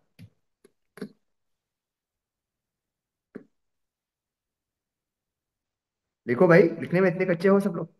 माशाल्लाह, अच्छा नंबर आया है, मोर देन 100 लोग हैं। रूह, रूह, वाह वाह, बहुत प्यारी बात, बहुत प्यारी बात, जजाकल्लाह, जजा। रूहानी, रूहानी, रूह, रूह, रूह, रूहानी अलग हो जाता है, एक स्पिरिचुअल, स्पिरिचुअल। हाँ, रूह है, यानी मेरा सोल है, सोल क्या है? सोल, नफ्स, नफ्स, जो फरिश्ते ने आकर 120वें दिन मेरी माँ के पेट में जो डाला ना, फूंकाना रूह, वो है। और दोनों में सबसे ज्यादा इंपॉर्टेंट क्या है? रूह है, सोल है।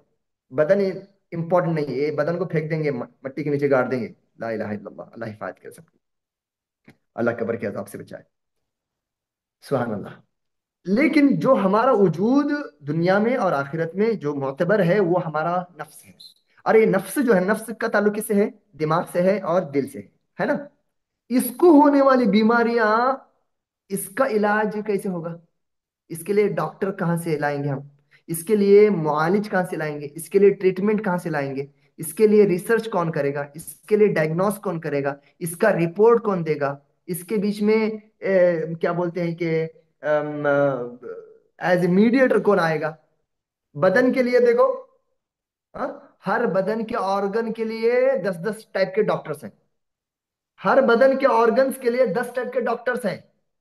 चाइल्ड, अगर बच्चे की अगर बात करें, चाइल्ड में अलग अलग, औरत के अलग अलग बीमारियों के लिए अलग अलग जो है स्ट्रीम ऑफ द मेडिसिन और मेडिकल फील्ड है। आप मेरे से बेहतर समझते हैं ये किसके लिए हो रहा है सब चीजें। ये मेडिकल, ये फार्मेसी और ये रिसर्च, ये सिर्फ बदन के लिए हो रहा है ना। ये बदन के फिजिक के लिए हो रहा है। मैं आपसे ये पूछ रहा हूँ, फिजिक जो कि अहम नहीं है, इल्ला है कि सिर्फ चंद सालों के लिए, उससे ज्यादा इंपॉर्टेंट है हमारे इमोशंस, हमारे ताल्लुकात, हमारे बिहेवियर, हमारा रूह, हमारा नफ्स, हमारे हमारे हमारे जो है एहसासात। इसको अगर बीमारी हो जाए, इसमें अगर कुछ खराबी आ जाए, वो इलाज इसको कहाँ से मिलेगा? यहाँ पर मीडिएशन का काम आता है। अद्दीन नसीहा, दीनदारी किस चीज का नाम है? नसीहत का नाम है। अल्लाह के नाम पे नसीहत करो, रसूल के नाम पे नसीहत करो, किताब से पढ़ पढ़ के नसीहत करो, मुसलमानों के लिए नसीहत करो। अरे कितनी एक हदीस बयान कर देता हूँ। देखिए, अल्लाह के नबी सल्लल्लाहु अलैहि वसल्लम ने फरमाया, कुल्लु सलामा मिनन नासी अलैहि सदका, कि हर दिन सुबह में उठ के हमारे बदन में जितने भी जॉइंट्स है ना, अल्लाह अल्लाह के नबी फरमाया कि इतना अपने आप को आप एंगेज रखो सारे दिनों में अच्छे काम के लिए। हर हर जॉइंट के बदले है ना, अल्लाह का शुक्र अदा करने के लिए एक इंसान को, एक मुसलमान को एक सदका देना है, यानी एक एक चैरिटी करना है। और अल्लाह के नबी ने फरमाया कि कुल्ल यौमिन ततलउ फी शम्स, जिस दिन जो है सूरज निकलता है, अन तादिल बैन इस्नैन, दो लड़ने, बिखरने, बिछड़ने, उलझने, झगड़ने वालों के बीच में क्या करना तू?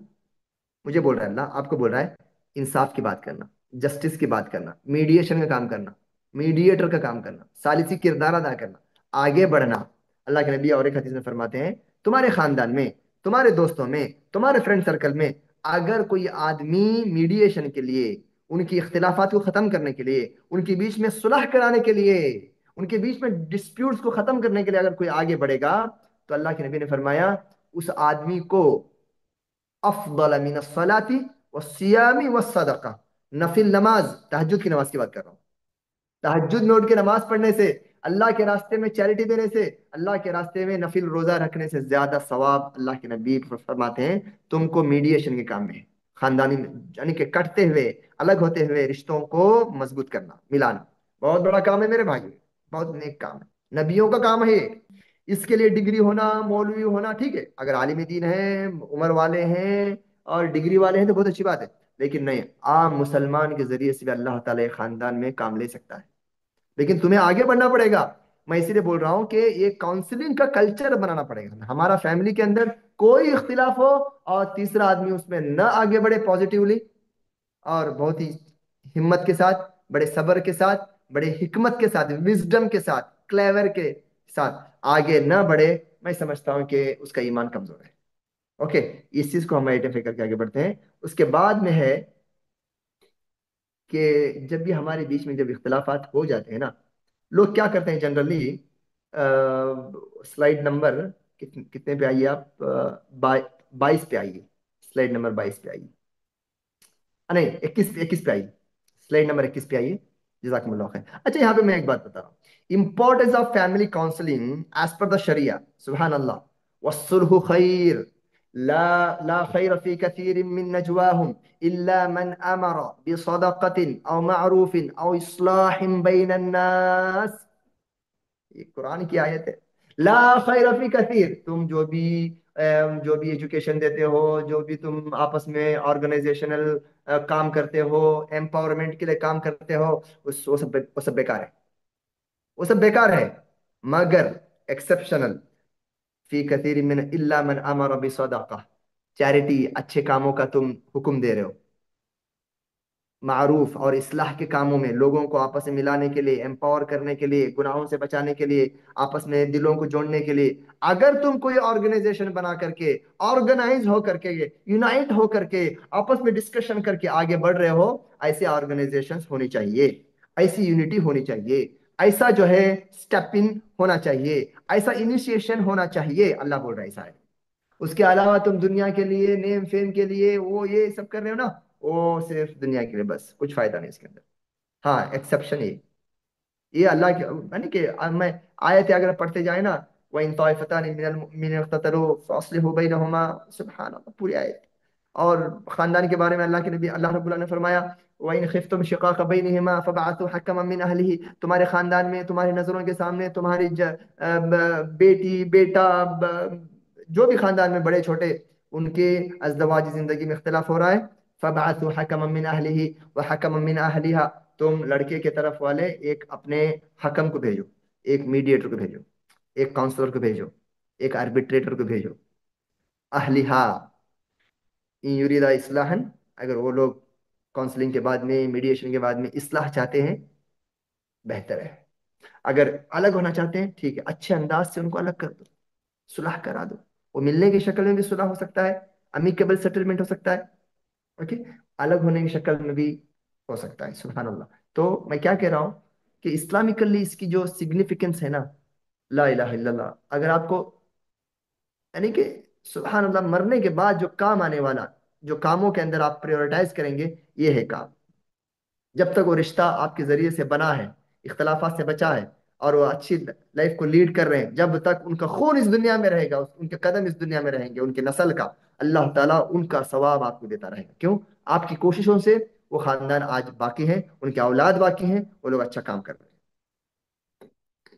कॉन्स्टिट्यूशनल कॉन्स्टिट्यूशनल में बात करूं थोड़ा सा, देखिए, इस्लाम पर्सनल लॉ पर अमल करने का अभी भी हक हमको है इंडिया के अंदर, अल्लाह का फजल है, अल्हम्दुलिल्लाह।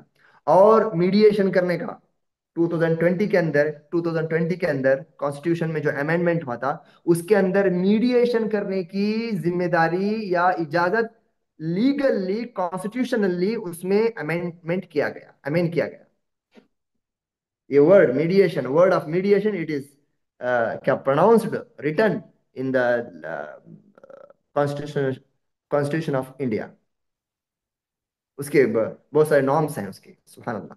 और क्या है, सोशल हार्मनी और ग्रोथ के लिए भी, रिवार्ड और सवाब की अगर बात करेंगे तो उसके एंगल से भी। अच्छा, आखिर में ये बोल रहा हूँ कि यार, जब मैं अपनी जिंदगी को नहीं बनाऊंगा, शादी से पहले, शादी के बाद कॉन्फ्लिक्ट के रीजन को नहीं देखूंगा, और खानदान के अंदर मैं मीडिएटर या काउंसलर के तौर पर अपने आप को छोटे पैमाने पे सही आगे नहीं बढ़ाऊंगा, तो क्या होगा? लोग किसके पास जाएंगे? देखो, या तो लोग जो है कोर्ट कचहरी जाएंगे, वकीलों के पास जाएंगे, गुंडों के पास जाएंगे, दरगाहों में जाएंगे, जादूगरों के पास जाएंगे, या घर के अंदर लड़ते लड़ते लड़ते लड़ते अपने आप को सुसाइड कर लेंगे, अपने आप को नुकसान कर लेंगे, बीमारियों का शिकार हो जाएंगे, अल्लाह से बदजन हो जाएंगे जी, अल्लाह से बदजन हो जाएंगे, नाउजुबिल्लाह, अल्लाह की रहमत से मायूस हो जाएंगे, बीमारियों का शिकार हो जाएंगे। जो बीमारियां ईमानी बीमारियां हैं, ईमान को होने वाली बीमारी, उनके अखलाक को होने वाली बीमारियां, गलत ताल्लुकात कायम करेंगे, गलत ताल्लुकात कायम करेंगे। सुभान अल्लाह।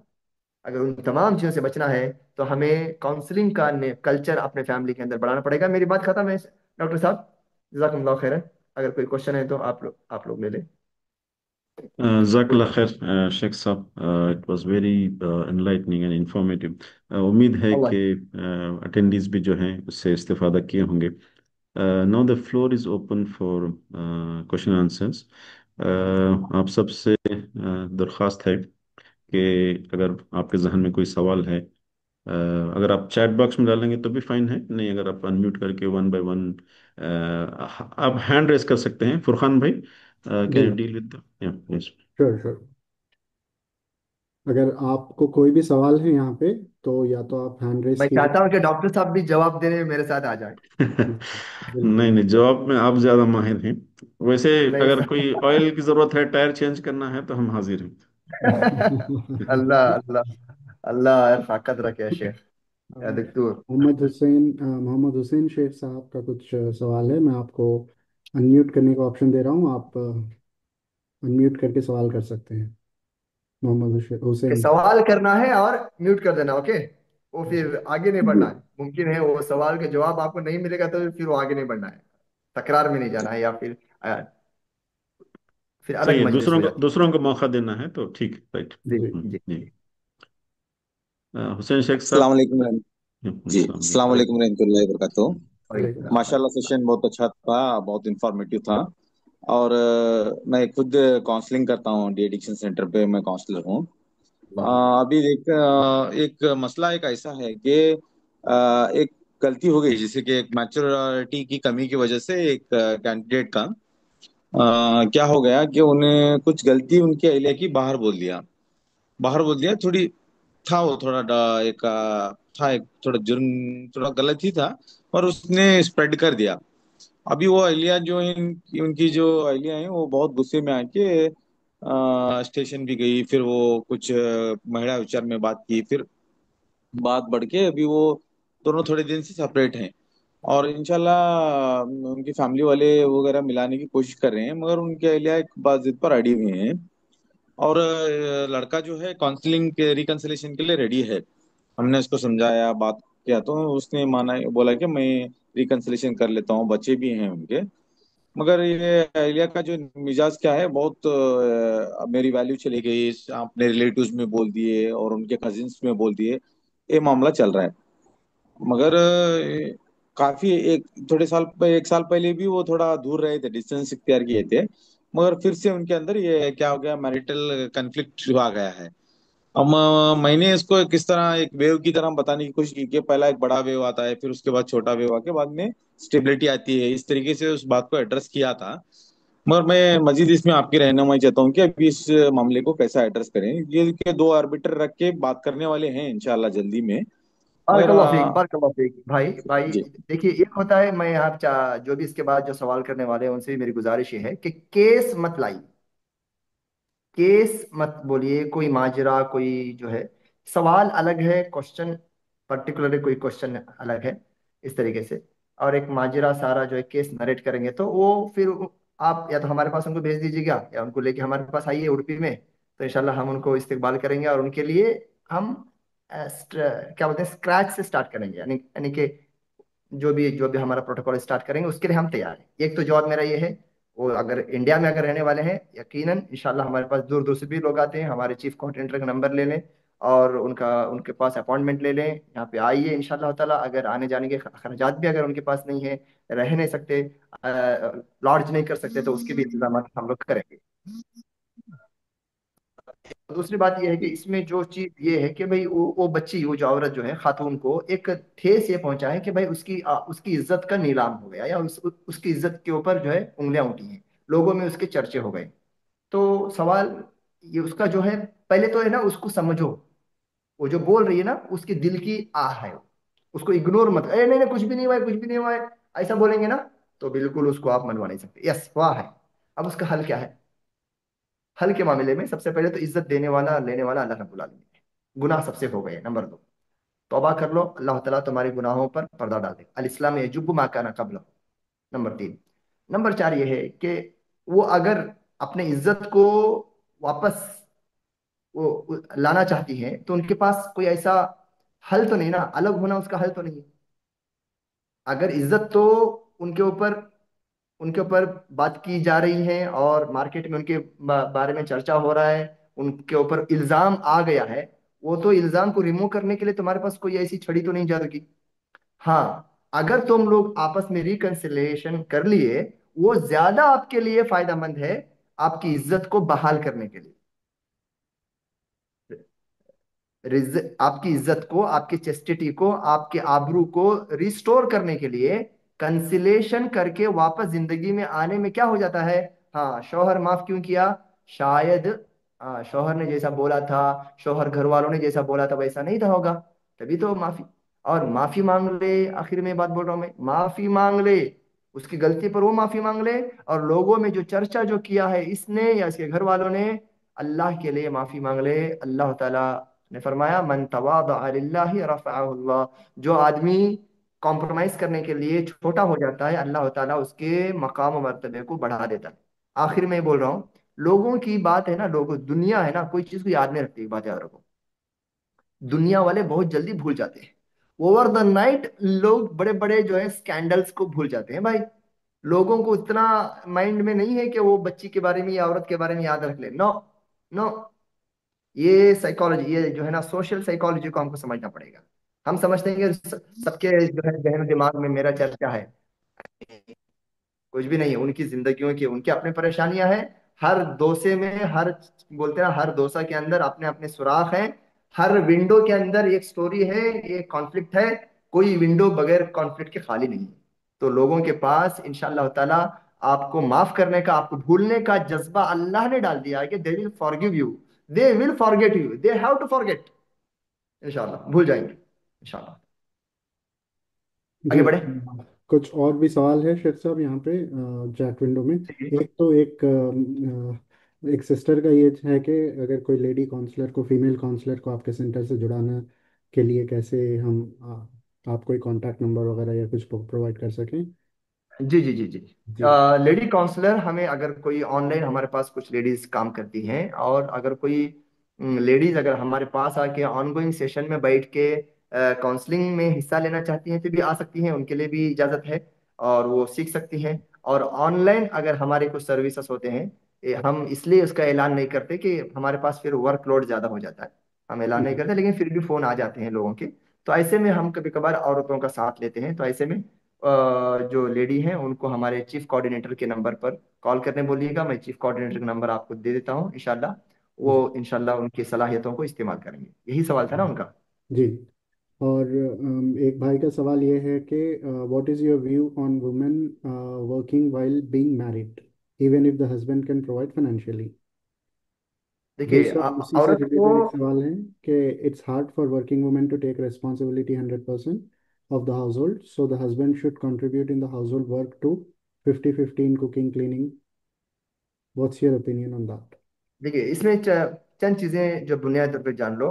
अल्लाह रब्बुल आलमीन ने जो नेचुरली जो दुनिया को जिस तरीके से डिजाइन किया, और जो जिंदगी जीने का जो पैरामीटर जो बताया ना, उसमें अर्रिजालु कव्वामून अला निसा बिमा फद्दलल्लाह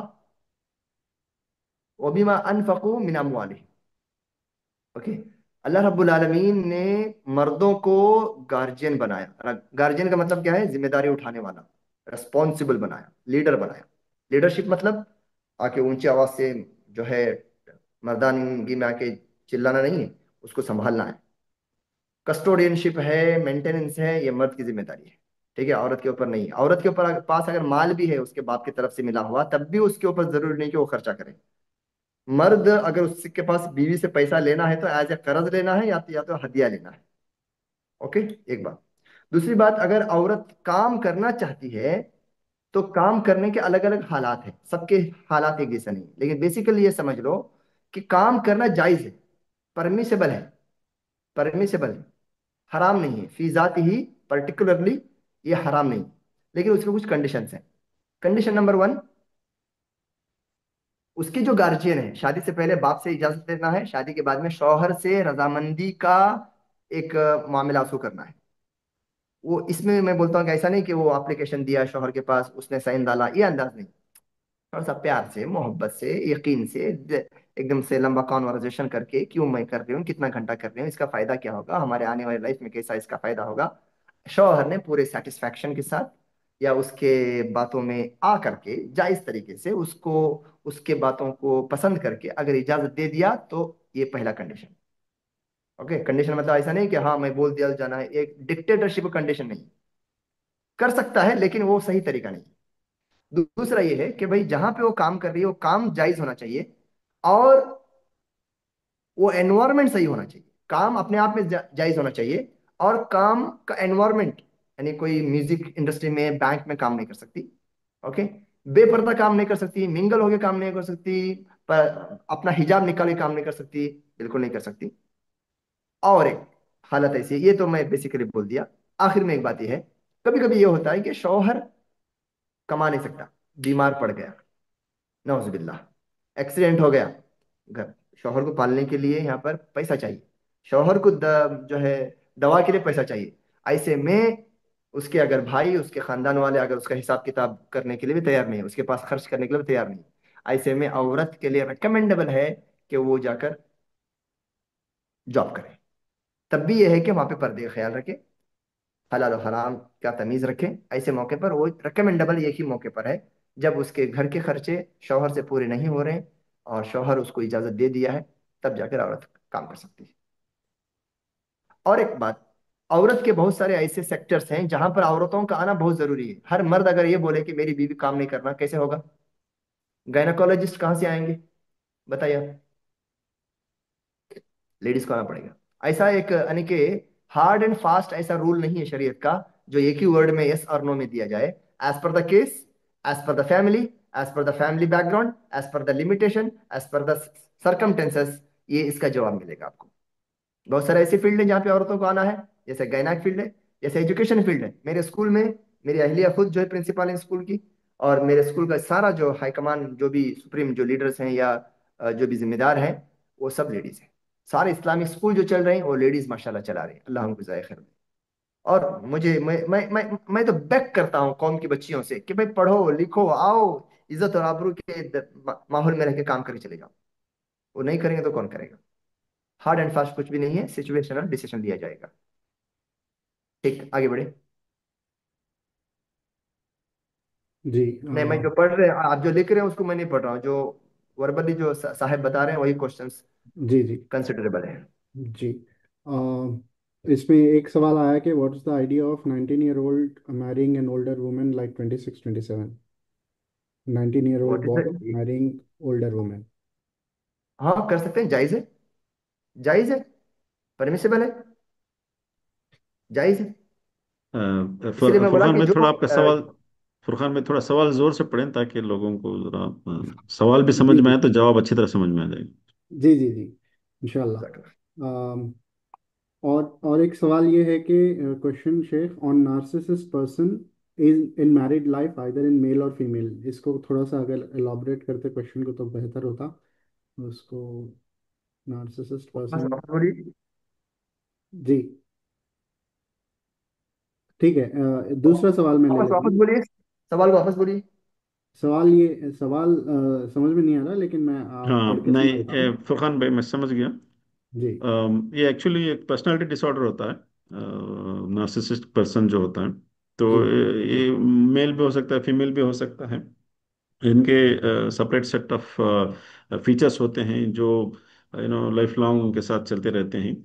हम्म अब उनके अतराफ में जो लोग होते हैं वो उनके साथ कैसे डील करते हैं उस पर डिपेंड करता है, बिकॉज वो अक्सर जो है अपने आप में कोई खामी एक्सेप्ट नहीं करते हैं, and it's very difficult to change them suddenly. तो एक एक अलग से एक उसका सेशन है, I think for the sake of the time यहाँ उसको डील नहीं किया जाएगा। इसका एक चाहे तो यूट्यूब लिंक जो है वो इंशाल्लाह ग्रुप में डालेंगे कि how to deal with the narcissistic person. तो क्योंकि अब हर एक पर्सनालिटी को हम लेते बैठेंगे तो शायद टाइम ज़्यादा हो जाएगा। उसके जी जी, खास जज़ाकल्लाह चूंकि ये एक एलाबोरेट टॉपिक है, ये इंशाल्लाह इसका लिंक ग्रुप में डाल देंगे इंशाल्लाह। खैर, इंशाल्लाह इंशाल्लाह इंशाल्लाह, जज़ाकल्लाह जी, जज़ाकल्लाह। जज़ाकल्लाह खैर। और एक और सवाल था, दोनों साइड सुलह करने के बाद भी एक साइड से बार बार वही गलती या फिर चालसाजी हो रही है, तो तब हमें क्या करना चाहिए? क्या हमें उनसे ताल्लुकात और रिश्ता रखने की जो सवाल रखना करने चाहिए? वाले हैं दो साइड में से कोई एक साइड वाले हैं क्या? पता नहीं। अगर जी दोनों में से कोई एक साइड वाले हैं तो भाई मैं जवाब नहीं दे सकता। जी हाँ। देखना पड़ेगा वेदर ये जो है रिपीटेशन हो रहा है या अगर हो रहा है तो क्यों हो रहा है। अगर हम्म थर्ड पर्सन वाले अगर बात करें, अगर ये सवाल किसी थर्ड पर्सन से है, okay, first party second party complainer या अपोनेंट से नहीं है, हस्बैंड एंड वाइफ से नहीं है, बल्कि थर्ड पार्टी से है, तो उनके लिए कुछ बातें हो सकती हैं कि बार बार अगर हो रही तो उसके रीजन को देखना चाहिए। ओके, इससे पहले उनके बीच में होने वाले कंडीशंस को का में अगर अंडरस्टैंडिंग नहीं हो पा रही तो उसको होना चाहिए। तीसरी बात यह है कि as a counsellor, as a mediator, हिम्मत नहीं हारना चाहिए, मायूस नहीं होना चाहिए कि हम अब कुछ नहीं कर सकते, और रहनुमाई की जरूरत है। अगर तसलसल के साथ काम करते हैं, हम अपने सेंटर में ऐसा काम करते हैं, बहुत सारे केसेस में हम बोलते हैं कि भाई तुम आज मिल के जा रहे हो ना, जाओ, लेकिन हर 15 दिन में हमारे पास आना कंसल्टेंसी के लिए।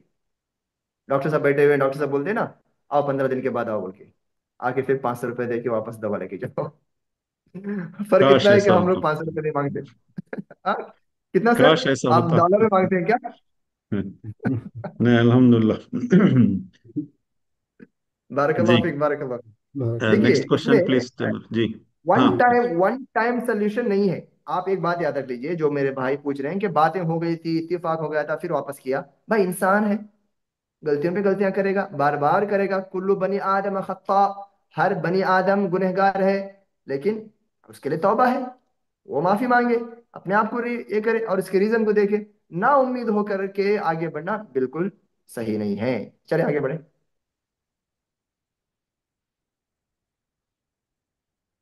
अगर वो जो भी साहब पूछे हैं, अगर तसल्ली हो गई तो ठीक है, वरना बार बार कोई भी गलती होने का जो रूट कॉज होता है, उसको आइडेंटिफाई करने की कोशिश की जाए तो ज़्यादा बेहतर है। विदाउट बीइंग जजमेंटल देखें कि ये गलती क्यों हो रही है, ठीक है ना। तो अगर उसको एड्रेस करने की कोशिश की जाए तो हो सकता है कि उसकी जो रिकरेंस है या रिलैप्स है या बार बार होने के चांसेस हैं, वो शायद कम हो जाए।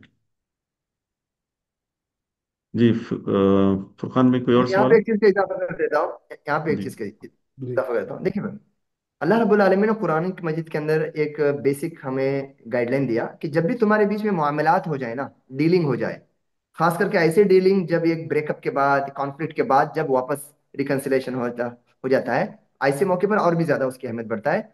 That should be in return pattern. Okay, ये मैं बोलता हूँ कि हस्बैंड वाइफ भी अपने बीच में कर ले, खैर बहुत है। और हम तो अपने सेंटर में सम्मान में अल्हम्दुलिल्लाह, हम अगर 12 साल से अगर काम कर रहे हैं, तो रीजन ये है कि हमारे पास कुछ ऐसे लोग हैं जो लिखना पढ़ना जानते हैं। कोई भी सेशन हम लोग बगैर रिटर्न के उसको जो है खत्म नहीं करते, समराइज नहीं करते। चलिए। जी असल जो अक्सर प्रॉब्लम्स आते हैं, उसमें हर इंडिविजुअल जो है अपना अपना सोचता रहता है, मतलब एज ए पर्सन। यानी अगर हस्बैंड है तो वो उसका अपना, मतलब उसकी अपनी रिक्वायरमेंट, अपनी नीड्स, अपना जो भी है ईगो, ये सारे सिर्फ अपना। इसी तरह से औरत भी जो है वो अपना ही सोचती है। लेकिन अल्टीमेट जो पर्पस ऑफ मैरिज जो शेख साहब शुरू में बता रहे थे, वो अगर हम भूल जाएं तो फिर ये सारे मसले ज़्यादा जोर पकड़ते हैं।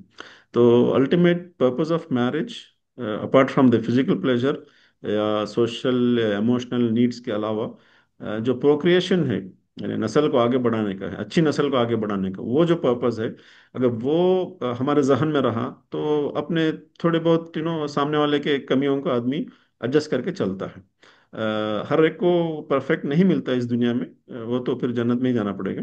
तो उससे पहले जो है उससे एडजस्ट करने की हमें आदत डालनी चाहिए। जी। जी बारक जज़ाकल्लाह खैर।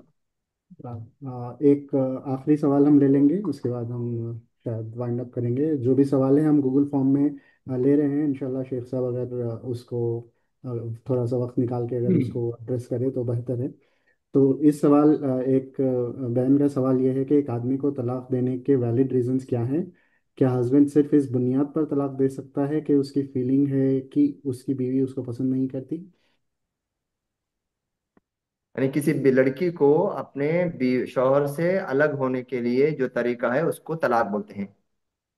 जी और अगर किसी बीवी को अपने, अगर अगर शौहर को अगर बीवी से अलग होना है तो उसको बोलते हैं तलाक। बीवी को अगर शौहर से अगर अलग होना है और उसके लिए वो अप्रोच करती है तो उसको बोलते हैं खुला। और थर्ड पर्सन आगे जाकर उनके बीच में उसको, उनके रिश्ते को फस्ख करता है ना, उसको बोलते हैं फस्ख। यानी कि उसको डिजोल्व करता है, डिजोल्यूशन ऑफ निकाह। जो हमारे कॉन्स्टिट्यूशनल जो बुक के अंदर डिजोल्यूशन का वर्ड आया है। ये जो तलाक और खुला में जो भी अलग अलग जो भी रीजन है, या इसको आम एक लफ्ज में सेपरेशन, तफरीक बोलते हैं ना।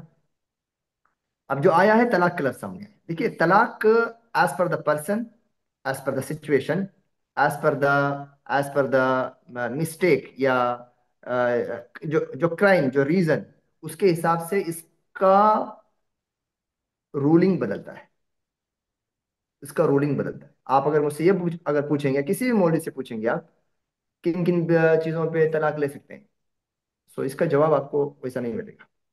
उसका जवाब, ऐसा जवाब मिलने से आपको फायदा नहीं। कभी कभार तलाक लेना जरूरी हो जाता है। जैसे अगर किसी की बीवी ने कुफ्र किया, कुरान की आयतों का इनकार कर दिया, या मुल जो है क्या एथियस्ट हो गई, या नमाज को मुतलक तौर पर इनकार कर दी, ये सब कुफरिया चीजें हैं, है ना। तो ऐसे मौके पर तलाक खुद ब खुद वाक़ हो जाएगा, खुद ब खुद आदमी को रिवोक करना है। ठीक है। कभी कभार ऐसा होता है कि वाजिब नहीं होता, लेकिन बेटर है कि तू इतना आगे मत बढ़। तू अगर इस लाइफ में, इस रिश्ते में आगे बढ़ेगा तो तू बीमार पड़ जाएगा, तू गुनाह कर लेगा, तू सिन कर लेगा, तू क्राइम कर लेगा, तेरे हेल्थ के लिए अच्छी चीज नहीं है, और वो गलतियों पे गलतियां करती जाएगी। ये तुम्हारे बीच में रिश्ता हो गया है, लेकिन ऐसे मौके पर वो रिकमेंडेबल नहीं है। कभी कभार तलाक देना मकरूह हो जाता है, कभी कभार तलाक देना नाजायज और गुनाह हो जाता है, एज पर द सिचुएशन। और जनरली बेसिकली समझिए, जब रिश्ता हो गया है, तलाक के लिए कभी भी जल्दबाजी ना करें। कभी भी जल्दबाजी ना करें। तलाक क्यों करते हैं कोई लोग? तलाक इसलिए करते हैं कि भाई ये बीवी बराबर नहीं है, मुझे कोई दूसरी बीवी चाहिए, है ना। भाई दूसरी जो बीवी तुमको मिलने वाली है, इससे अच्छी होगी क्या गारंटी है? ये जो गुनाह कर रही है, गलती कर रही है, वैसा गुनाह या वैसी गलती फला बीवी करेगी आपको क्या पास क्या गारंटी है? हमने भाई सम्मान में हमारे काउंसलिंग सेंटर में कितने लोगों को देखा, तलाक कर हो गया, सेपरेशन हो गया, और चंद सालों के बाद और एक शादी भी कर लिया। और एक वक्त ऐसा आया कि जो दूसरी शादी कर दिया था, उसको छोड़ करके पहली औरत से शादी कर लिया, क्योंकि उसको मालूम हो गया कि भाई पहली वाली बेहतर थी इससे।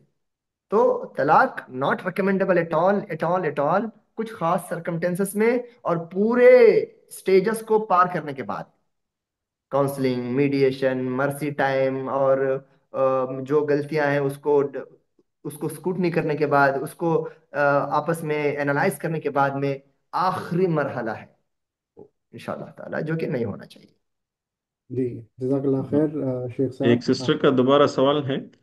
कि वही जो हस्बैंड जो है वाइफ को काम करने की इजाज़त नहीं देते हैं बोल के, बेसिकली सिस्टर सेइंग दैट पूरा वर्क एटमॉस्फेयर जो माहौल है वो हलाल माहौल है, हिजाब वगैरह का फैसिलिटी है, उसके बावजूद भी जो है हस्बैंड जॉब के लिए परमिट नहीं कर रहे हैं। इज इट राइट और नॉट? तो वो वैसे जवाब आ गया था पहले, फिर भी चूंकि जैसा शेख साहब ने कहा कि पहले एग्रीमेंट हो शादी से पहले, इन सब चीज़ों का बेहतर है। लेकिन समझो गलती हो गई, यानी पहले कोई डॉक्यूमेंटेशन नहीं हो गया या एग्रीमेंट नहीं हुआ है, इस तरह की बात सामने नहीं आई है, अब इश्यू सामने आ रहा है, तो दोनों को काउंसलिंग की ज़रूरत है। एक तो ये है कि अगर आप इतना, मैं इतने साल पढ़ के मैं क्या करूं, मतलब यानी what is use of this. तो अगर ये एक सवाल है जहन में, और आपको फाइनेंशियल नीड्स की कोई ज़रूरत नहीं है, मतलब यानी financially you are taken care by the husband, मतलब आपको मॉनिटरी वैसा कोई ज़रूरत नहीं है, तो अपने आप को अपने फील्ड से रिलेटेड कैसे बिजी रख सकते हैं, वो ऑप्शंस देख सकते हैं। जरूरी नहीं है कि जस्ट बिकॉज हम कुछ 4 साल डिग्री कर लिए तो we have to work for job, ऐसा भी जरूरी नहीं है। कम्युनिटी को जरूरत की चीजें इतनी हैं कि आप अपने को कहीं कोई ना कोई एक फील्ड मिल ही जाएगा। अगर सपोज हस्बैंड बिल्कुल ही न कहते हैं, क्योंकि मैरिज, बच्चे, हैप्पीनेस, ये असल चीजें हैं। अगर हंसते खेलते अगर एडजस्टमेंट हो जाती है और जॉब के लिए राजी होते हैं, फाइन, दैट्स फाइन। नहीं, अगर नहीं हो रहा है, लेकिन रिश्ता सिर्फ इस वजह से टूट रहा है कि आपको जॉब करने नहीं दे रहे हैं, I think we have to rethink the purpose of the marriage. तो यहाँ पर आपके फील्ड से रिलेटेड आप ऑप्शंस ढूंढ सकते हैं कि भाई इसमें पैसे कमाने के भी ऑप्शंस होते हैं, या नहीं आप वॉलंटरली सोशल सर्विस करना चाहते हैं, वो भी ऑप्शंस मिलते हैं। तो आपकी जो क्वालिफिकेशन है, आपकी जो ट्रेनिंग भी है, या आपका जो पैशन है, उससे रिलेटेड कुछ फील्ड्स आप एक्सप्लोर करेंगे, और हस्बैंड को उसी हिसाब से समझाएंगे, या फिर किसी थर्ड पर्सन को समझाने के लिए कहेंगे, मेरे ख्याल में कोई ना कोई रास्ता जरूर निकल आएगा इंशाल्लाह। जी, और कोई सवाल? अ, मेरे ख्याल से वक्त भी बहुत हो चुका, डॉक्टर साहब, हम जी, फिर एंड कर देंगे। जज़ाकल्लाह खैर शेख साहब, आपका वैल्यूबल वक्त के लिए और गाइडेंस के लिए। Jazakallah khair everyone for participating in this session. Inshallah, I hope it is beneficial for you all. Subhanakallahumma wa bihamdika wa nashhadu an la ilaha illa anta wa nastaghfiruka wa natubu ilayk. I take this opportunity to thank Kalim Bhai, Azmat Bhai, Furqan Bhai, who are coordinating backend. और शेख साहब जज़ाकल्लाह खैर, हम आपको अक्सर तकलीफ देते रहते हैं आपके बिजी शेड्यूल के बावजूद भी। अल्लाह ताला आपकी खिदमत को कबूल फरमाए और ज़्यादा से ज़्यादा लोगों को फ़ायदा पहुंचाने की हमें मतलब तौफीक भी मिले। एट द सेम टाइम हम एज ए पब्लिक चाहेंगे कि आपसे इस्तेफादा करते रहें। लिंक्स जो है वो चैट बॉक्स में हैं, आपके फ़ायदे के लिए हैं, शेख साहब के भी हैं, हमारे चैनल के भी हैं, तो आप इस्तेमाल कर सकते हैं। व्हाट्सएप ग्रुप का लिंक है, वहाँ भी आप ज्वाइन कर सकते हैं, ताकि इस टॉपिक से या मैरिज रिलेटेड या काउंसलिंग रिलेटेड या फैमिली इश्यूज रिलेटेड कुछ पोस्ट हम डालेंगे, इंशाल्लाह आप उससे इस्तेफादा कर सकते हैं। जज़ाकल्लाह खैर। फीडबैक फॉर्म में आप किस तरह के टॉपिक सुनना चाहेंगे वो भी आप लिख सकते हैं, ताकि हम अपनी सर्विसेज को इम्प्रूव करते रहें। जज़ाकल्लाह खैर सर। अस्सलाम वालेकुम रहमतुल्लाह। वालेकुम अस्सलाम व रहमतुल्लाहि व बरकातुहू।